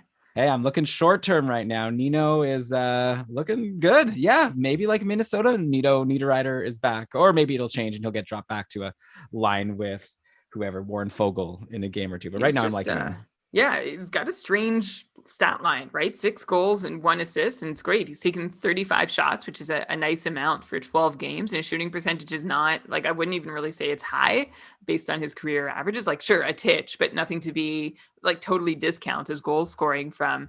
But he's still only pacing for 48 points. I guess you're assuming or hoping that he's going to get more assists than he has so far, which I think is fair. Plus, also, I love shots, right? The cupful, we count 0.5 points for a shot. It's like a 1/10 of a goal. And so if he's going to throw me 4 or 5 shots on net every game, that's already half a goal. So I'll take that. And plus, some of them will go in. And then you got a lot of points. So yeah, I'm liking him so far. Okay, let's do another outro here. Going to Arizona. Oliver Ekman-Larsson returned for the 2 games versus St. Louis on Friday and Saturday. He had nothing on Friday aside from a couple shots and 3 hits. On Saturday, he got on the score sheet, 1 assist, along with 3 shots and 4 hits and a block. So Ekman-Larsson filling the score sheet for you. Unless your league counts plus minus, in which case you maybe didn't enjoy his return because he was a -2 in each of those games. So that's, I guess, always something to be concerned about if you're in one of these archaic leagues that counts plus minus, like the one I just joined, actually. And I had OEL. I took over for a team just like last week, and OEL was on my IR. I was like, oh, he's coming back. I guess I'll put him on my team. Then boom, he killed me in plus minus category. So what are you going to do? Can't change the league rules midway through a season. Anyway, I feel like we know who OEL is at this point. Like, I don't really want to bug you with the same question I've asked you like a million times. Like, what's the upside of Oliver Ekman-Larsson? I think the real big story here that I'd love to dig into is, as predicted, Jakob Chychrun seems to be pretty unaffected by OEL returning. I know a lot of people have been saying, well, yeah, Chychrun's doing good, but once OEL comes back, Chychrun's going to get bumped. Pish posh. On Saturday, check out this stat line for Jakob Chychrun. An assist, okay? 6 shots on goal, 5 hits, a block. He had top power play time. He's now up to 11 points in 14 games on the season. And in fact, like, Chychrun's amazing peripherals, along with the points, obviously, have him ranked 6th in average points per game in the Keeping Karlsson Ultimate Patron Fantasy League. The only defenseman ahead of him, it's a pretty nice list of names, right? Hedman, Petrie, Theodore, John Carlson, and Nurse. Darnell Nurse is having an amazing season. We've brought him up before. He's actually currently ahead of Cale Makar in terms of fantasy points per game. And I'm not saying that's going to last, but it's not as if Cale Makar is having a bad season, right? It's just like with Chychrun getting all those hits and blocks and shots, like, he's so good, Brian. I got him for $3 in the draft. I love him so much. I have him also in my Dynasty League. What's my question for you? I don't know. Just, I'm right? Like, Chychrun's amazing. Do you think he'll stick? Okay, here's the question. Do you think he'll stick in the top 10 of Cupful defensemen in average points per game by the end of the season? You're muted. Sorry, I'm just looking something up that I looked up before the show, but it doesn't seem right. Okay, yeah, it wasn't right. I'm glad I caught it.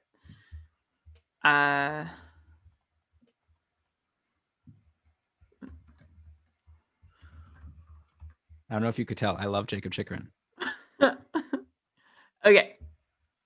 So can he be in the top 10 come season's end? Will he be? Will he be? Will he stick in the top 10? He definitely can. There's no question about that.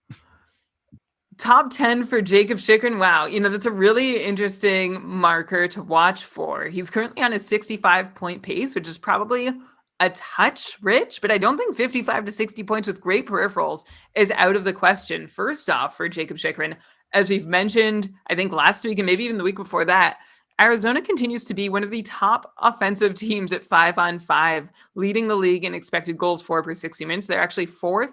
Elon, do you want to take a stab at naming any of the other teams that are in the top 5 this year in expected goals production at even strength? I know one of them is the Ottawa Senators because of your great tweet today. Yeah, that's wild, right? That Ottawa continue. Last year they were in the top 10 also, but they have this shooting percentage that's awful. So I think there's something that Ottawa is doing that's short-circuiting expected goals because it's always high, but their conversion rate is always so low. So maybe they take a lot of shots from really great positions, but they don't have the quality of finishers. It's a very interesting. Yeah. I Anyway, mean, I've said this before, and not to be flamed here, but no, I don't know about the stat. It's a good stat. It's like it's a useful to look at. piece. It's a Yeah. piece, but I don't think it's telling as big of a story as maybe some people are because it's not taking into account where the shot went in the net. Like they keep track of like where the person shot from, but a big part of shooting in hockey is the accuracy and getting it to where you want. Also, there's the velocity of the shot. Like I feel like those are two huge pieces that are not included in this formula. So I wouldn't put like too much weight into it. Well, but no, obviously it's worth something. Yeah, it's an interesting way to measure offense. It's not like you can't look at it and be like, yeah, this is it. This is exactly like. Well, I feel like the way people say it sometimes is like, well, yeah, Ottawa was expected to score this many goals. And it's like, well, no, this stat says, like, according to this model. Well, you know what I mean? I never really hear people say it that way. That sounds like a straw man to me. Maybe you're right. Anyway, that's wild. It's just the fact that when you say that Ottawa and Arizona are in the top 5 or whatever, it makes you go, like, how real is this stat? There's one other shocking team also. So Carolina leads. I'll fill that blank in. New Jersey is in the top 5 as well. Oh, they were the team. Crap, I messed up. Okay. Carolina, Montreal, and New Jersey, Ottawa, and Arizona are the 3 surprising teams at the top of the table in league expected goals for. So that's good news for Jacob Chychrun to bring it back to Arizona. It translates to another half an expected goal per 60 while Chychrun is on the ice at 5-on-5. But the story here, of course, is on the power play where, get this, Elon, are you ready? This is like the headline of the whole episode. I'm ready. Jacob Chychrun leads all defensemen in power play shot attempts per 60 minutes and power play expected goals per 60 minutes. He and John Karlsson are in a league of their own, specifically in expected goals, as defensemen taking a ton of high danger shots on goal. That Arizona power play is revolving around Chychrun, and it shows in how Chychrun is already up to 5 power play points in 12 games. Pretty sure he's going to eclipse his career high of 8 power play points in a season. So I'm not going to burst your bubble that Chychrun can be a top 10 contributor in leagues like the Cupful that reward those peripheral categories and still have that big emphasis on scoring. I guess the one caveat I'm going to give, and I don't even know it's a caveat, but this is my style. I always have to try and throw something in there, is that the Arizona power play is just working average at best. So if they did want to try and improve it, maybe that impacts Chychrun. Like, I don't think he gets cycled off, but maybe it doesn't go quite as through him as it is now. But I honestly don't even think that would be the fix. I think Chychrun is the best man for this job. There's not a whole lot of other offensive excitement. So if Chychrun's doing something well, why don't you let him keep doing it and see if things improve? So I'm excited to see Chychrun run with this job. And yeah, maybe be a top 10 contributor in fantasy this season, which is amazing. Congratulations to everyone who snagged him in their leagues. Average draft position in the Cupful, 167th. Yeah, I mean, to be fair, I asked about top 10 defensemen, not top 10 overall. Sorry. Yes, that I thought that was implied. I'm not going to go like so rich. He's not Brent Burns from a couple of years ago now. But yeah, I love him. Hey, but as much as I love him, Maddie and I have him in our Dynasty League. And I know a lot of the people in the league are listening. So you can throw us an offer for Chychrun, but you're going to have to pay quite a lot, as you can tell. Okay, let's go to some more outries. Okay, how about this one's not an outry that's happened. It's an upcoming outry, which is still important to know about. Vladimir Tarasenko was on the ice on Friday with some teammates after the Blues' optional morning skate. Here's a quote from the coach. His return is likely still weeks away, but he is making strides in his recovery from shoulder surgery. Actually, I think that's a quote from Roto-World. I don't know who actually said that. But anyways, yeah, so he's not going to come back this week, but it might be sooner rather than later. Super exciting for anyone who drafted and stashed him, right? Like at the time of our fantasy drafts, it was kind of more like, we don't know what's going on with Tarasenko. Like his return timeline is completely unknown. And it was just like, that made me scared. And I had the option to get him or Tyler Seguin. I was thinking I wanted to get one of these guys who I can draft and stash for cheap in my draft. I went with Seguin because at least he had a timeline. Kind of wish I could have a do-over there because Tarasenko looks like he might be back in a couple of weeks and Tyler Seguin, it might not be till April still. Anyway, so that's nothing actionable there yet, but something to keep in mind. Can I just ask you a question, Elon? How many leagues do you roster Tarasenko in? Currently? Yeah. None. Okay. I asked this because I roster Tarasenko in one league and I've maxed out my IR spots in that league too. And so I'm burning roster space while holding Tarasenko. And I got to say, my fuse is running pretty short. Wow. I know it's crazy to sell him now when he seems like he might be coming back. But all it said when he came and did his cameo on the ice during practice was that he's still weeks away. Like, to me, this doesn't change his timeline. He was supposed to be reevaluated mid-February. Today's February 14th. Happy Valentine's Day, by the way. It's exactly mid-February, and I don't see any reevaluation happening, and I'm frustrated by it. I thought I'd know when we could expect Tarasenko back at this point, but I don't. So I'm just going to put it out there, and you can tell me if this is too spicy for you. But if you are bleeding games played because Tarasenko is taking up a valuable IR spot for you, which means you're burning a roster spot on your active roster that you could normally have a healthy player in, but maybe it's something to at least consider to sell Tarasenko at a moment when other people might have seen, oh, he's coming back soon. This would be a great, like, I could just add him to my roster without having had to deal with him for the last month. Tell me if that's too spicy to see what you can get back. If you're in this like terrible situation where your IR is brimming and you don't, like, keep in mind that, Brian, your IR might be brimming. Does this include like COVID players who are about to come back next week and then all of a sudden you'll have room? Like, oh yeah, if you're in this unfortunate situation where you don't have room, like I was thinking more in terms of like Tarasenko is just in your IR for free. You don't have to worry about it. Then you're happy. How many? Yeah. I would be willing to wager that Tarasenko is in not a lot of IRs for free, because how many players have been constantly, like, how the constant stream of injuries this year, it's cost more than it normally would have to stash Tarasenko all season long. And if we're looking at the prospect of him being out weeks still, like maybe to me, I'm thinking, okay, maybe he'll be back in a month. Then maybe you cash in on the hype and excitement from his practice appearance to sell and get some warm, healthy bodies on your roster. I don't disagree with that. I mean, I don't know. I've had like Tyler Seguin in my IR and a couple, like I said, and it hasn't been a concern for me. Like I haven't gotten full, or I've been full, but not over full. But like, I think the thing is, like, I think you and I had very different expectations going into the year for Tarasenko. Like, I think you were expecting that like this mid-February timeline was going to be like, and then he'll be back like a week after that. I was thinking, I was being really pessimistic going to the year. I thought like he'll be reevaluated mid-February. He probably won't be back until like April, like playoffs. So this to me is like huge news and a lot better than I was expecting. But if you were like, expecting something more, then yeah, it depends on what you were hoping for. I'm not saying I was expecting he'd be back sooner. I was just expecting to know a little more by this point. Yeah. Anyways, I don't know. We'll talk. It's a good point. Like, it's a good suggestion. If you want to trade him now, he probably has a bit of a spike in value because people have been seeing him on Roto World over the past couple of days.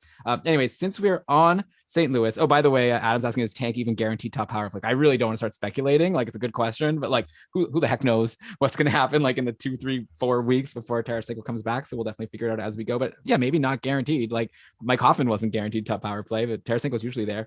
Anyways, okay, so next up, I wanted to bring up Justin Falk, who I mentioned earlier on in the show. Big game on Friday, right? 2 goals and an assist, 4 shots, 2 hits, 2 blocks. Plus, he saw more than 50% of the power play time. So yeah, then on Saturday, though, kind of disappointing, like no shots or points, but he did play 25 minutes, including what looks like power play time on ice with the group that looks like very top unity with Hoffman, Perron, Ryan O'Reilly, and Oscar Sundqvist. So Sundqvist doesn't seem to fit in. And I did mention that Hoffman hadn't been on the top power play for a while. So I think St. Louis, they're still figuring out what they're doing with the power plays. But one thing we do see is that Justin Falk is a part of this story. And like last year, there were times where he wasn't even on either power play. So obviously something has changed. So I don't know, like, I'm curious to get your take on Justin Falk here, who's a guy who, like, if you recall, back in the early days of keeping Karlsson, we were into him on Carolina. He had like a really good year, I remember, like 2015 or something. And then after that, he just held that top power play spot and didn't do anything with it. And it was very frustrating because people would ask us, should I drop Justin Falk? We'd be like, well, he's in this good spot. Like, how can you drop him? Finally, he went to St. Louis, was a total bust last year. And now that they get Torrey Krug, now all of a sudden it's Justin Falk getting this new opportunity. So I'm curious to get your take on, like, is he someone that you like rush to grab out of free agency if he's still out there and like you definitely hold on and you feel like you've just like hit the big lottery? Or at this point, is it like, yeah, Falk had a good game on Friday, and if people are excited about him, now's a good time to try to trade him because he's going to go back to being Justin Falky in a week or two? I don't know what you can get back for him. I guess I think a lot. I just saw someone being like, I don't know if this is like not the best example, but I saw someone like, I'm sick of Erik Karlsson. Should I just trade him for Justin Falk? And that was like a question on our Discord channel. And it was like, this was a person who thinks that Justin Falk is really good. I don't know. So anyways, I definitely think you get something back. So I don't want to just like say right away, like wipe it off, like no one's into him. It seems like people are into him right now. before we move on, what was your answer to that question about Falk for Karlsson? I think I said go for Falk. I don't know. I'm pretty tired of Karlsson at this point. We're also, I mean, I feel like people come to us like for that final piece of permission as known Karlsson lovers. Like, can I? Can I? And we've been giving a lot of permission lately. I don't know if I do Justin Falk for Karlsson, but if it's a like super low acquisition cost, you got it, or not even super low, medium acquisition cost, lower than Erik Karlsson. I would take that swing with Justin Falk. He's 100% rostered in the Cupful, which you could find out, by the way, at kkupfl.com, the greatest fantasy resource website. Honestly, I won't even, should I get into it? Go for it. Couple.com. It's amazing. Kevin keeps adding all these amazing features. The latest feature blew my mind. It's like I could go and look at the free agents in my Couple division and rank them by Couple percent rostered, which is like so much more valuable than Yahoo percent rostered, because these ding dongs on Yahoo, most of the people don't know what they're doing. Like, you know, if I see that there's a player in my free agency in tier 1 that's rostered in 80% of divisions throughout the other 23 teams in Couple, I know this is a player that I should be getting on my roster. Like, what am I waiting for? So yeah, I love it. That's just one of many features there. It's a great site, Couple.com. Yeah. And you don't need to be a Cupful manager to use it. Like, you can, anyone can access the percent rostered from the Cupful, and you can make decisions based on that to know who is really worth watching. And you can also sort by the difference between Cupful ownership and Yahoo ownership. So you can find the guys with the biggest gap and trust that the players in the best fantasy league in the world know what they're doing. So again, kkupfl.com for like a treasure trove of player analysis. It's crazy. So what were we talking about here? Justin Falk. Oh, Justin Falk. Okay. Yeah. So, okay. I'm not getting too excited about him is what I'm going to say. His numbers can look pretty pedestrian. They do look pretty pedestrian without those multi-goal games he's had. But, you know, a couple shots on goal per night with upside for 5 plus a few hits, and the upside for scoring is a reason to take that swing. I'm not sure what the future looks like for him on the top power play, but we've seen Falk not deliver there for so long that I'd be really surprised if all of a sudden he starts delivering there. Like, he has tried and failed so many times to successfully quarterback a top power play. And that's why if I'm a Torrey Krug manager, I'm not so worried. I'm also hopeful that this history is on my side and that Justin Falk hasn't finally figured it out, or this is the new magical situation where he can succeed. Like, if you're a Krug owner, you have to be a little worried, absolutely, but I'm not about to toss him aside because Falk has taken over.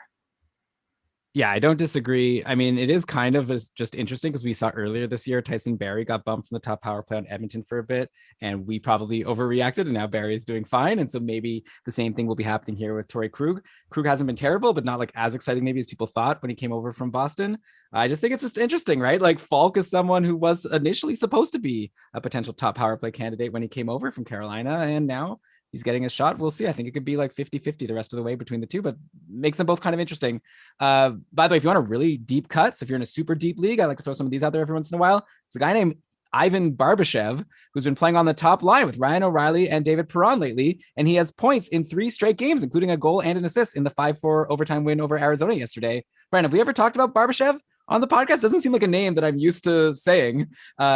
Any chances could last? Like, I know Jaden Schwartz is injured, so maybe that's the reason why Barbashev got into the top 6. But I'm just curious to know, like, is he a guy who's on your radar at all? Seems like a decent guy to stream if you could fit him in next week while he's on the top line and producing. For sure. I mean, we've liked guys like Sammy Blaze in that spot before, so why not? I think it's Ivan Barbashev. Ivan, of course. I'll go there. I think we did talk about him about 3 years ago. Barbashev was seeing time with Vladimir Tarasenko, but for by and large in his career has not had a whole lot of opportunity. The 25-year-old has been a 4th line player and so gets like 30 points in a year. So he hasn't been great for much, but he has at least shown the ability, Barbashev, to put up shots when he plays more than 9 or 11 minutes a night. Now that he's seeing 17 minutes a night on the top line, that's a really good catch, Elon, by you as a streamer option, as someone who might at least put up shots, if not put up points during his stay in the top unit. Yeah, I'll be honest. I don't know if it was me who noticed it. I think it was my opponent in Cupful this week, Jordan, who added Barbashev to his team, and it was a pretty good stream. Now he's dropped him, so I'm wondering if I should like take a look at him or not. I guess we'll find out. But yeah, you always got to be paying attention. Here, Brian, here's a really deep cut for you. So let's go to Chicago next. Adam Boqvist has been activated from the COVID list. didn't play in the 3-2 overtime win over Columbus on Saturday.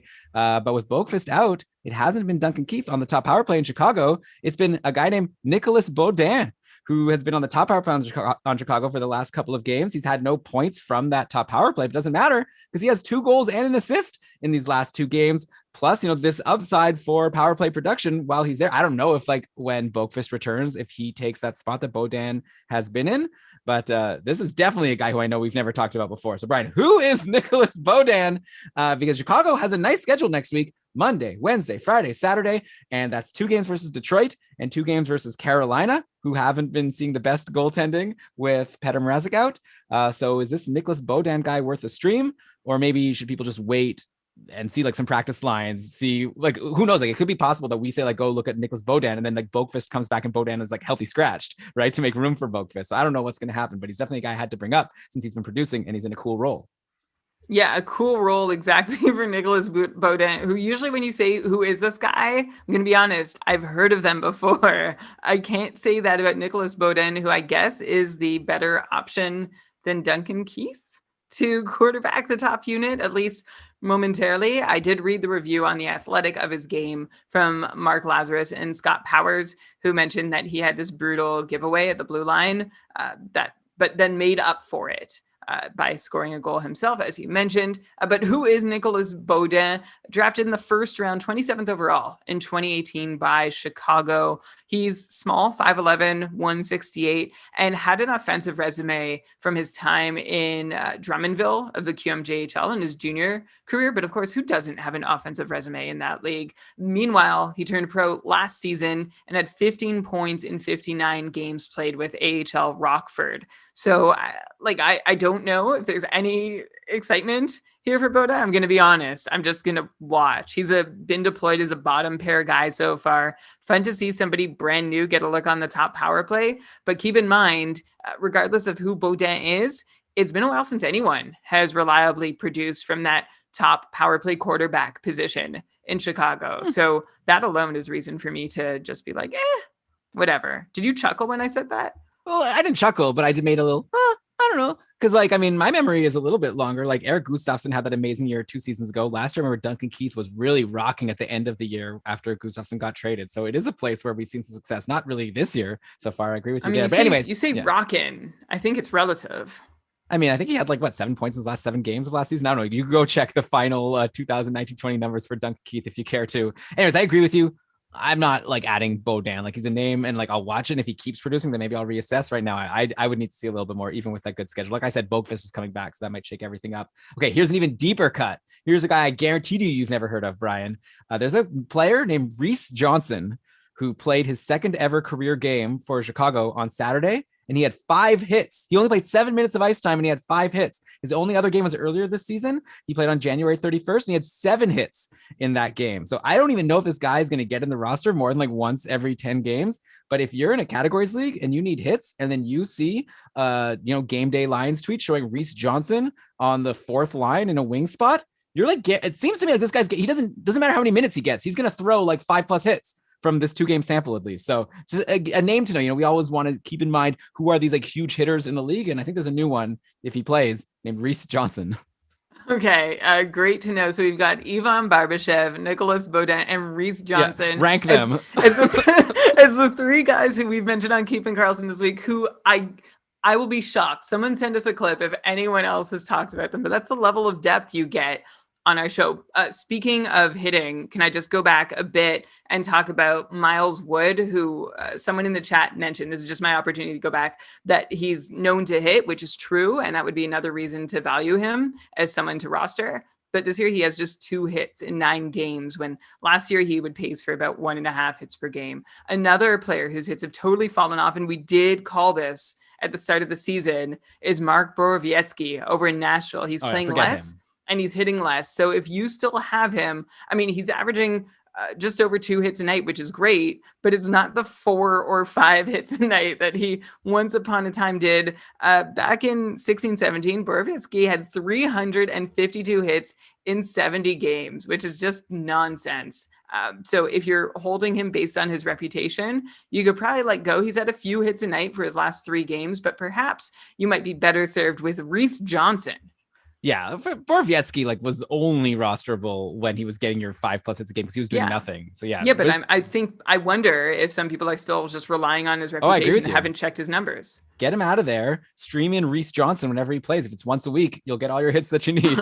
But Brian, Maddie and I added him in our Dynasty League for free. And this is like a super deep league. Every prospect is owned. I just like sorted all the available free agents that are minors eligible by hits. And I noticed Reese Johnson there with like 7 hits in one game. So there you go. I'm good with prospects now. Look at that. I just found a gem. Shane, by the way, is saying in the chat here, I know he knows his prospects. He's saying Boden has good scoring upside. So here's someone in the know who is vouching for Boden. But okay, let's go to the Islanders. Another upcoming out jury. Anthony Beauvillier is expected to return from his LBI for the Islanders soon. But I don't want to talk about Anthony Beauvillier. He's boring to me. Instead, let's use this opportunity to talk about the team's 2 leading scorers in Matt Barzal and Jordan Eberle. Like Barzal, of course, is the headliner. He's been amazing. We haven't talked about him on the show this year yet. He scored a goal in the 4-2 win over Boston on Saturday, bringing him to 14 points in 13 games. These are Nathan McKinnon numbers, Brian. We were thinking going into the season that Barzal, like, I don't know, I remember thinking this, like, it was like, yeah, Barzal had that amazing season, like his rookie year where he had like over a point per game, but we were figuring like, yeah, that was like a different Islanders team. They were scoring a lot more goals. John Tavares was there. And since then he's been more of like a hovering around 70 points ish. And I didn't really see any reason to expect anything different this year. Like they didn't bring any new players, but so far he's been over a point per game, doing amazingly. So do you think that maybe this iteration of the Islanders can support a point per game or higher Matt Barzal, or are you seeing anything in his numbers to indicate that what he's doing is unsustainable? I'd imagine you're going to say you don't like this high shooting percentage. That's one thing that's jumping out at me right away. Yeah, that's exactly what jumps out to me too. He's got 5 goals on 24 shots at even strength. So that's not going to keep up for Matt Barzal. And he's not shooting any more than he used to either. Like his rate stats under the hood haven't changed from the past couple seasons. So I'm still going to hold the line that I don't think he's going to be a point per game player the rest of the season. His IPP is also real high. He's getting in on more secondary assists than he has. Like he's got over 1 secondary assist per 60. In the past 2 years, he's had a third and a half of a secondary assist per 60 minutes. So that shooting percentage and that secondary assist rate, neither one seems like it's going to hold for him. So that's a reason to not believe that his current pace is going to last. Meanwhile, things on the power play are going pretty well for him. Like I don't have anything to take away from him there. So I like Barzal's power play production, but I do not like his 5-on-5 production to be sustainable. Yeah, so maybe trade him. Like, I don't want to do a whole buy low, sell high thing, but just saying like probably he's not going to keep it up to this pace. So who knows if you get Gensel for, I don't know, that's a name I've heard people throw out whenever we're talking about a sell high. So if you get Gensel or not, but like he's great. And I would do love that for sure. Yeah, I would love to see what Barzal can do on a different team. Like it's kind of like Rickard Rakell. I feel bad for someone like Rickard Rakell, who I know this is like a total non sequitur, but I was just thinking a couple of days ago how like imagine if this guy was on like just a different team that scored more goals. Like he could be any other team. He could be having like a whole different career. He could be like a star in the league, and now it's probably like most people don't even know who he is outside of like fantasy players. I feel bad for these types of people, but Barzal obviously is a much bigger star than Rickard Rakell. I also wanted to ask about Jordan Eberle. I snagged him out of free agency in the Cupful Tier 1 division. This is not playing with schlubs here. Back on Monday, I spent $7 of my free agent budget. I overspent. I don't think I need to spend any. I think there were no other bids. Yesterday, on Saturday, 1 goal and 1 assist. That brought him to 9 points in 13 games on the year. Eberle's been playing on a line with Nelson and Dal Cole, but on the top power play with Barzal, where he got his power play assist in that game on Saturday. I'm bringing him up because he is only, get this, 16% rostered on Yahoo. Compare that to almost fully rostered in the Cupful, like over 90%. Most divisions in Cupful are, and this is like deep leagues in Cupful, right? Like 14 teams per league, and Eberle's rostered in all of them, or most of them, but only, what did I say? Like 16% on Yahoo. So to me, this seems obvious that Eberle should be rostered in most of these leagues, a lot of these leagues that have him in free agency on Yahoo. We brought up like a guy like Roslovic earlier as an obvious ad. Do you think Eberle is like in that conversation, or maybe even more so? Well, I didn't agree that Roslovic was an obvious ad. So I would take Eberle over Roslovic. I would take Eberle over Atkinson. Elon, what? I might even take Eberle over Oliver Bjorkstrand right now. And let me just hear me out. Hey, and then you don't have to convince me, man. My follow-up question is, am I the greatest fantasy hockey player of all time? Because how am I getting all these great free agents? Okay, well, my answer to that is yes. Yes. But for Jordan Eberle, the reason I'm so behind him is, I mean, I've been behind him for a long time, pretty much his whole career. But this year, Eberle is looking the best he's ever looked as an Islander, maybe even as an NHLer. I can't even find anything to pick at in his game or numbers. He's on pace for somewhere between 55 and 60 points, which, by the way, is where Eberle landed last year in a very sustainable way, which I feel like I may have mentioned once or twice before. So, yeah, I would like to add him in a lot of leagues. I don't know why Eberle had such a bad rap. He had one bad season in 2018-19, and the rest of his career, he's mostly been a 60-plus point guy, at least a 57-point guy otherwise. There's no reason not to like Jordan Eberle. And the reason to like him over someone like Oliver Bjorkstrand is we don't know where that floor is for Bjorkstrand this year. But Eberle's floor is pretty nice, even though the ceiling is not Bjorkstrand's. So yeah, I am down with Jordan Eberle. And again, over Cam Atkinson, who I didn't mention when we talked about him, but I should have. His rates are garbage this year. They've been cut in half, his shot rates and expected goals rates. But can I ask you something before you continue on Atkinson and his crappy rates on the season? Like, almost like, can I just say, like, who cares? Like, all I care about is his rates since he's been playing with Patrick Laine, because who cares? Which we've had how many games of? Exactly. That's what I'm saying. Like, let's ignore everything. Like, now, since he's with Laine, who's clearly an amazing goal scorer, now he's doing so well. Okay. Like, yeah, so you can draw a line, but I'm not sure that the two are correlated. Like, I mean, it could be true that Atkinson still doesn't, like, Atkinson needs to score goals to be relevant, and he is not shooting the same way he used to. I'm going to actually pull up his specific numbers from those games. Those games. Game log. Yeah, I've gone over to Frozen Pool. I've brought up the game log. Okay. And you know what? There you go. 8 shots on goal in his last 2 games. Boom. So, and before that, there were a bunch of 1s and 2s for him. So, again, it was against Chicago. So just keep that in mind. The last time the Blue Jackets played Chicago twice, he had 6 shots in 2 games. So, like, I don't know how much. I know you're really into Atkinson right now. I mean, whatever. Like, it's all relative. I'm open to it. But Eberle, his shooting is fantastic. He's actually like getting 3 or more shots almost every game this season, except for 3 where he's had 0 shots on goal, which is weird. Like, you don't usually see those 2 extremes happening. But 15 shots over his last 4 games. So go Jordan Eberle. Yeah, and I definitely don't mean to disagree with you in terms of, like, I like Jordan Eberle a lot. I'd probably take him over Cam Atkinson right now as well. Just saying, like, I'm not going to put so much weight in like, I'm excited about Atkinson, like, now that he's on the top line and top power play. Tortorella, as soon as he shifts that around, then I become less interested in Atkinson. But Eberle, I guess Shane is bringing up also in the chat here, he was amazing at the end of last year too. So it's been a long, like, really exciting, almost point per game run for Jordan Eberle. And it's, like, criminal that he's not rostered in more leagues. But hey, that's just an opportunity for you, the listener, to go and grab yourself some Jordan Eberle stock. Let's end the show with a couple injuries. So Tampa Bay had a rough lineup on Saturday. They didn't have Steven Stamkos in there. He had a lower body injury. Then he ended up going on the COVID list, but now he's already off the COVID list.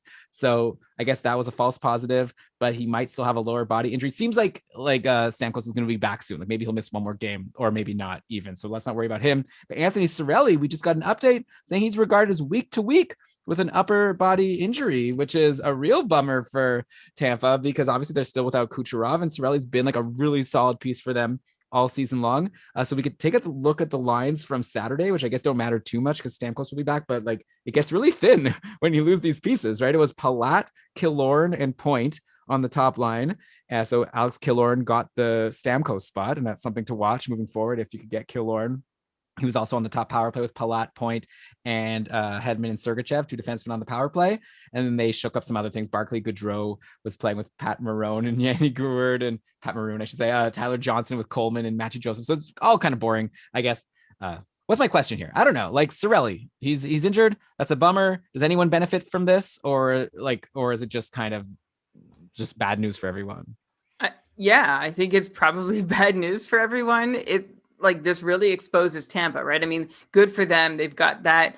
They had that Yanni Gourde, Barclay Goodrow, Blake Coleman line going to help give them some depth. But it's crazy, and we've mentioned this before, without Kucherov, of course. But how quickly this roster thins out into role player types, like solid role player types, which is, I think, the way the Lightning have purposely built their team. But there's not a lot to love on this roster. Killorn gets a bump, but I think that's it. And there's Yeah. probably less scoring overall without Stamkos. So I wish him a speedy recovery and hope he's back soon. Yeah, I guess like with Stamkos, I'm expecting to be back. So Killorn loses that. And I think with Cirelli out, that just makes the second line worse. So yeah. That's a shame, but Tampa's a good team, and I'm sure they'll still win a bunch of games just because they have all that depth. For what it's worth, they just got destroyed in their last game in the shot attempt battle. So they're not off to a great start without Cirelli, who is their best two-way center, and without Stamkos, who is their best offensive center, and without Kucherov, who is one of the best offensive players in the league. So you can't blame Tampa if they struggle a bit, but it's going to be, like we said, bad news for everyone on the roster. Yeah. Okay. So let's go on then. Just hope that Stamkos returns soon. Pierre-Luc Dubois didn't practice on Sunday. He isn't expected to play tomorrow on Monday, according to Paul Maurice. And Maurice said that Dubois will accompany the Jets on their road trip, but he has a lower body injury. It's day to day. So I don't know. Maybe Dubois will only be hurt for a little while, but it's worth bringing up. He's had 2 games now with Winnipeg, no points and no shots in those 2 games. So things couldn't have gone worse. Like, imagine having drafted Pierre-Luc Dubois. Then he was like, you had him on your fantasy team. Then he got like healthy scratched for a couple of games on Columbus before getting traded.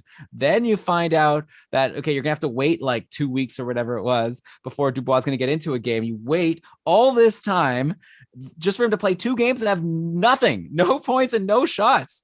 So I'd imagine PLD owners or managers are like thinking like, what do I do with this guy? Brian, is now time for us savvy people to go and get PLD for cheap?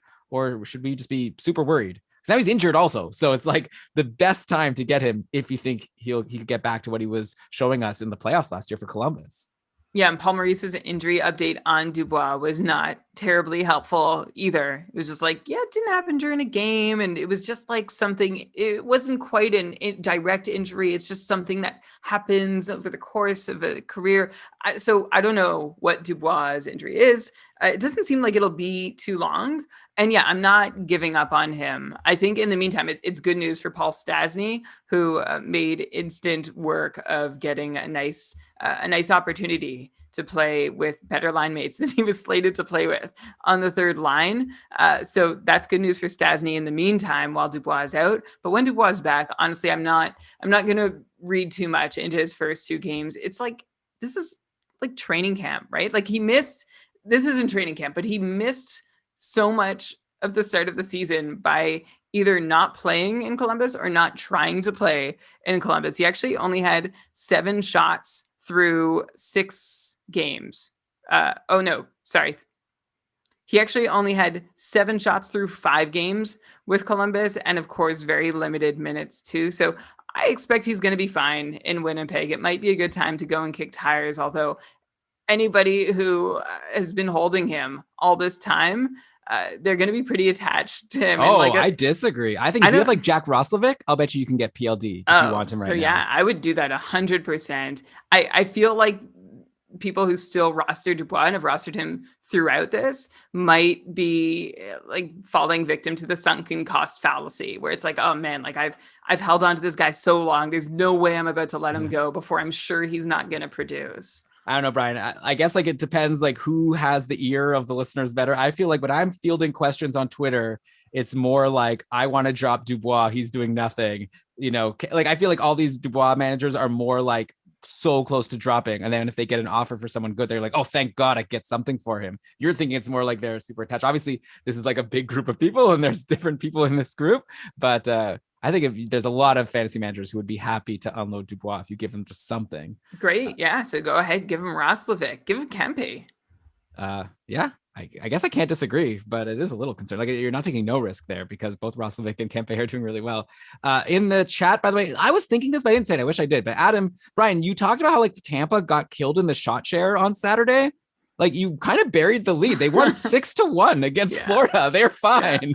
Yeah, that's what happens when I don't bring up the actual score, and I forgot. It's like, oh Sorry. no, this team is in trouble. I guess they were Yeah. against Bobrovsky, who, by the way, we were totally wrong last week. We thought like, okay, time for Florida to give Chris Drieger like a good long run, and we think they will because he's been doing so much better than Bobrovsky. And then Florida was like, no, actually, how about 0 games from Drieger all week? So anyone who took our advice was probably mad at us at first because if they would have dropped Bobrovsky, they would have lost a couple good games from him. But then they got blown up by him on Saturday if they held on. So in the end, I think it kind of we were kind of right. And I still think that Florida should give Drieger a shot. I don't think Drieger would have let in 22 goals, or no, 6 goals on 28 shots, only 22 saves. It felt like 22 goals for sure. But I think Florida probably was better. Like, Vasilevsky stopped 33 of 34.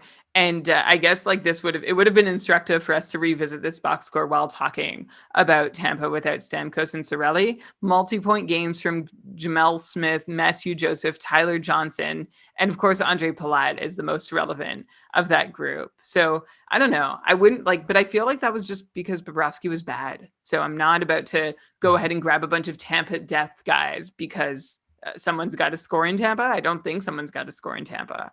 No, I'm with you. Yeah. Okay.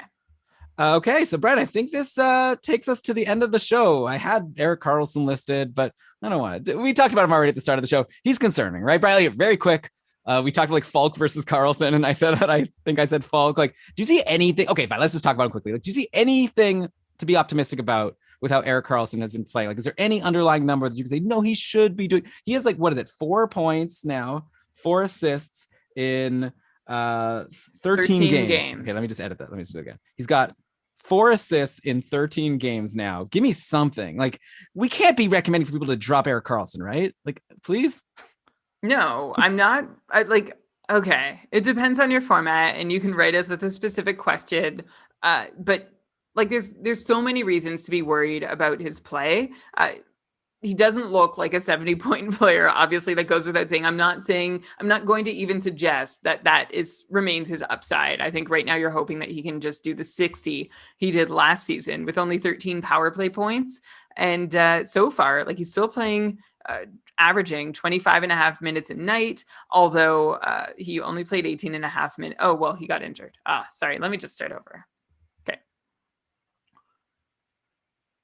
So it really depends on your format, what you're going to do with Erik Karlsson in shallower leagues. Maybe you could drop him. I haven't given up on him entirely. What I have given up on is 70-point upside from him, but I still want to believe 60-point upside remains. And my reasons being are that he's still seeing on average 25 and a half minutes a night. Of course, some nights a little less. It seems as though he's been moved to the second power play a couple times as San Jose tries to figure out if they're better served by having Karlsson and Burns both on the top unit or splitting them between the top two. And then if you look at his 5-on-5 numbers, he's actually doing the reason I still think he might have that 60-point upside is he doesn't look so dissimilar in his underlying numbers to what he looks like last season when he paced for 60 points. A couple of things that stand out are that at 5-on-5, actually total, he has 0 goals so far. So no goals on 23 shots for Erik Karlsson. And also his IPP is at 22%, whereas his whole career, it's basically been somewhere between 50 and 60%. So that is what I'd be looking up to for a Karlsson rebound ish, and I'm not going to call it a rebound. I'm adding the ish because like I said, I don't think he's getting back up to 70 points. They still hope for 60, but honestly, at this point, man, if Karlsson can salvage a 50-point season, I would be okay with that. Yeah, honestly, when you were saying like 60-point upside, I was like, please, like, that's fine. Yeah. Like, you just talked about Jacob Chychrun earlier, who's my favorite. And I think you said, like, I think he has 55, 60 upside. And I feel like it's kind of crazy to be saying the same number when talking about Chychrun and Karlsson with the way their seasons have gone so far, right? I mean, yeah, the bottom line is that Karlsson still has the opportunity to produce. He's just not able to take advantage of it. And some of that is variance and some of that is his own game. But I think enough of it, there's still a chance that enough of it is variance that he can still get into that 50, 60 point range. We'll see. Yeah. Right now we can stash him. Like you all know I'm just going to be a big Karlsson homer, right? It's going to take heaven and earth to move me to give up on Karlsson. So you need to account for that bias in hearing my analysis on him because I am not tackling that bias myself independently. So just keep that in mind. Yeah, join our patron-only Discord channel and ask the others for their opinion. Like, get Ben and Lewis and the smart patrons to chime in on whether or not you should be like dropping Karlsson, because Brian and I just, it's hard. Though I did say Falk over Karlsson. I hope I regret that. Okay, so Brian, this has been a blast. We've covered a lot of ground, but here we are at the end of the show. Looking forward to, hopefully, fingers crossed, no postponed games in next week's NHL action. So I'm wishing all the best and all the, I do want there to be postponed games if there's like health and safety concerns, obviously, but I'm just wanting a nice, clean week. So good luck to everyone in your matchups next week. And thanks so much for listening. I did bring up that Keeping Karlsson patron-only Discord community. It's popping. We're having a blast. And like Brian talked about couple.com, which is a great site with a bunch of new features. Like the Keeping Karlsson Discord is also like this like great place with like a bunch of really cool features that Jeremy and Kevin have helped us set up. So we've got like, you could add like sit start polls, and we have like all the cupful like ad drops, so like automatically posted. We have a bunch of like bots posting like line change stuff, and then there's like obviously people are posting questions and helping each other. Like it's really just having discussions on every game night. Like it's just a really fun time to join the community and engage with everyone. Brian and I are obviously very active. Some of the other voices you hear on the Keeping Karlsson network, I guess if you want to call it, like Dave Benton from Stream Scheme is there, Marcus and John from the couple Stat Attack, both amazing podcasts that we definitely recommend you listen to, and they're both linked to in our show notes. So if you're interested, check it out, right? KeepingKarlsson.com/patron. You could join, become a patron, $5 a month. And if you don't like it, you cancel, right? You're down $5. And if you like it, your life has changed for the better. Yeah, come join the Keeping Karlsson Discord community. Come for the bots and stay for the humans.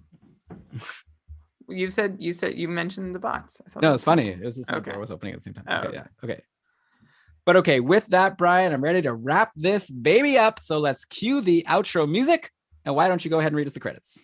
All right. This episode of the Keeping Karlsson Fantasy Hockey Podcast was presented by Dabra Hockey and powered by our patrons. It was researched with help from... why are you laughing? Let me do it again, because I slurred my words. Are you drunk? Yeah. Brian, we won our matchup. Oh, yeah? I stopped refreshing like 30 minutes ago. Oh, yeah. The game ended 1-0. And who put us over the top? Bowen Byram. Bowen freaking Byram. Brian and I were tied in this matchup going into this last game of like a points league, right? It was like 192 to 192. Like it was crazy that we were tied. We were up by a quarter of a point.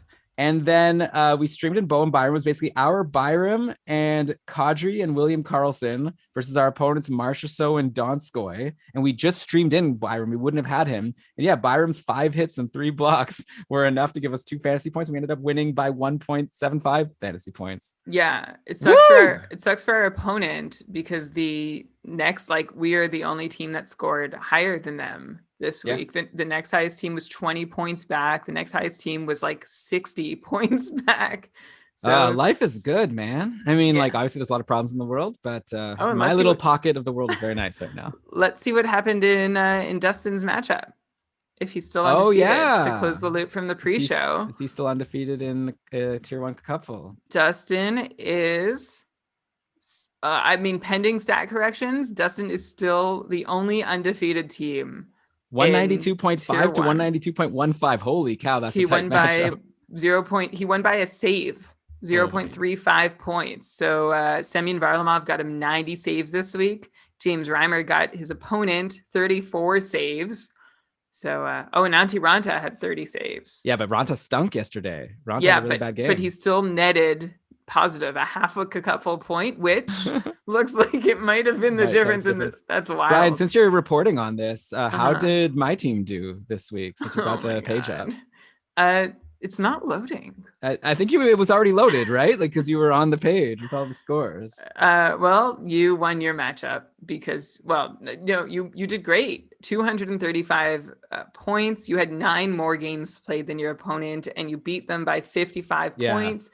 Which means you still probably does it if you average out, if you give them the 9 missed games, you probably still would have beaten them. Did you also? Oh yeah, you had the highest score. Yeah, who cares about my opponent? Whoever my opponent would have been, it wouldn't have mattered. Good for you. Did you know that this was with Kevin Fiala just using up a roster spot? I was shorthanded. Yeah, but you're not undefeated like Dustin.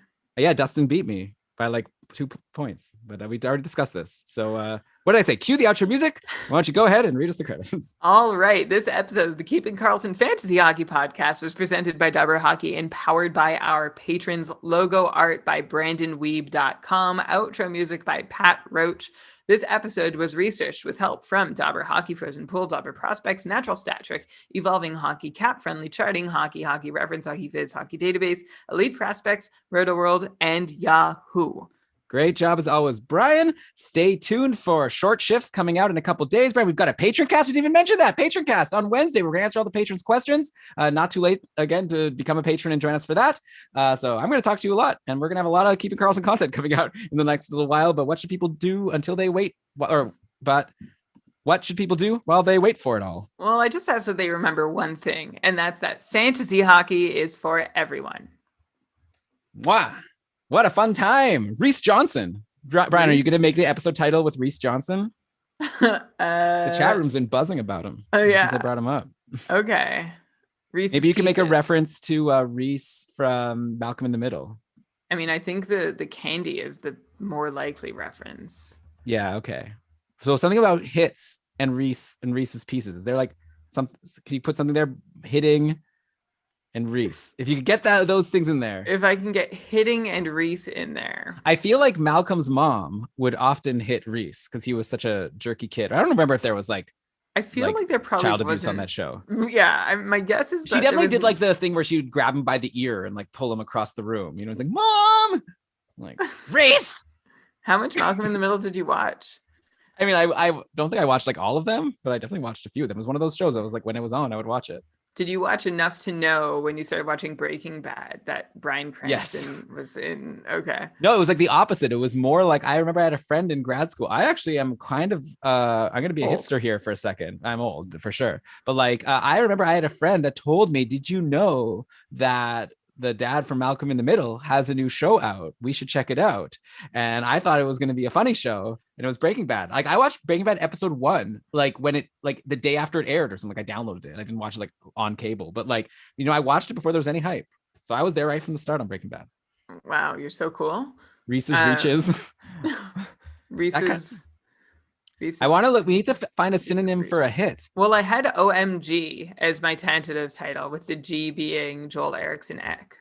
I don't get it. How's the G? Joel his nickname is JEE, like his shorthand. That's pretty good too. All right, go with that. That's better. Unless someone comes up with a really good synonym for hitting that rhymes or sounds nice with Reese. Reese's peanut butter cups. Let's just call it Reese's peanut butter cups. But what does it mean? Nothing. Just all Reese's right. Peanut butter. No. Well, thanks everyone for joining us. This is a blast. I guess Brian, you'll send me the file, and we'll already uploading. Beauty. All right. Peace out. Thanks. Bye, everyone. Thanks everyone for being here. This was so fun. The chat room is the best. Almost as good as Micah Couple Team. Karlsson versus Falk in terms of mustache. Karlsson. Falk's is good.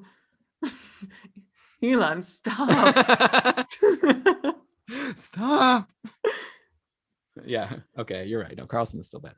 Yeah. Patty says they should have made the dad from Malcolm in the Middle be Walter White. I agree. Reshoot Breaking Bad with Bryan Cranston being the Malcolm in the Middle dad instead of Walter White. Oh. Like playing that character. Which would be better? Malcolm in the Middle with Walter White or Breaking Bad with Harry or whatever his name was? With Harry Middle. All right. Bye. Okay, bye, everyone. Now people could awkwardly watch me as I try to click it fast. Oh, I said fast instead of fast. Bye. Doubly awkward. Okay, it's over.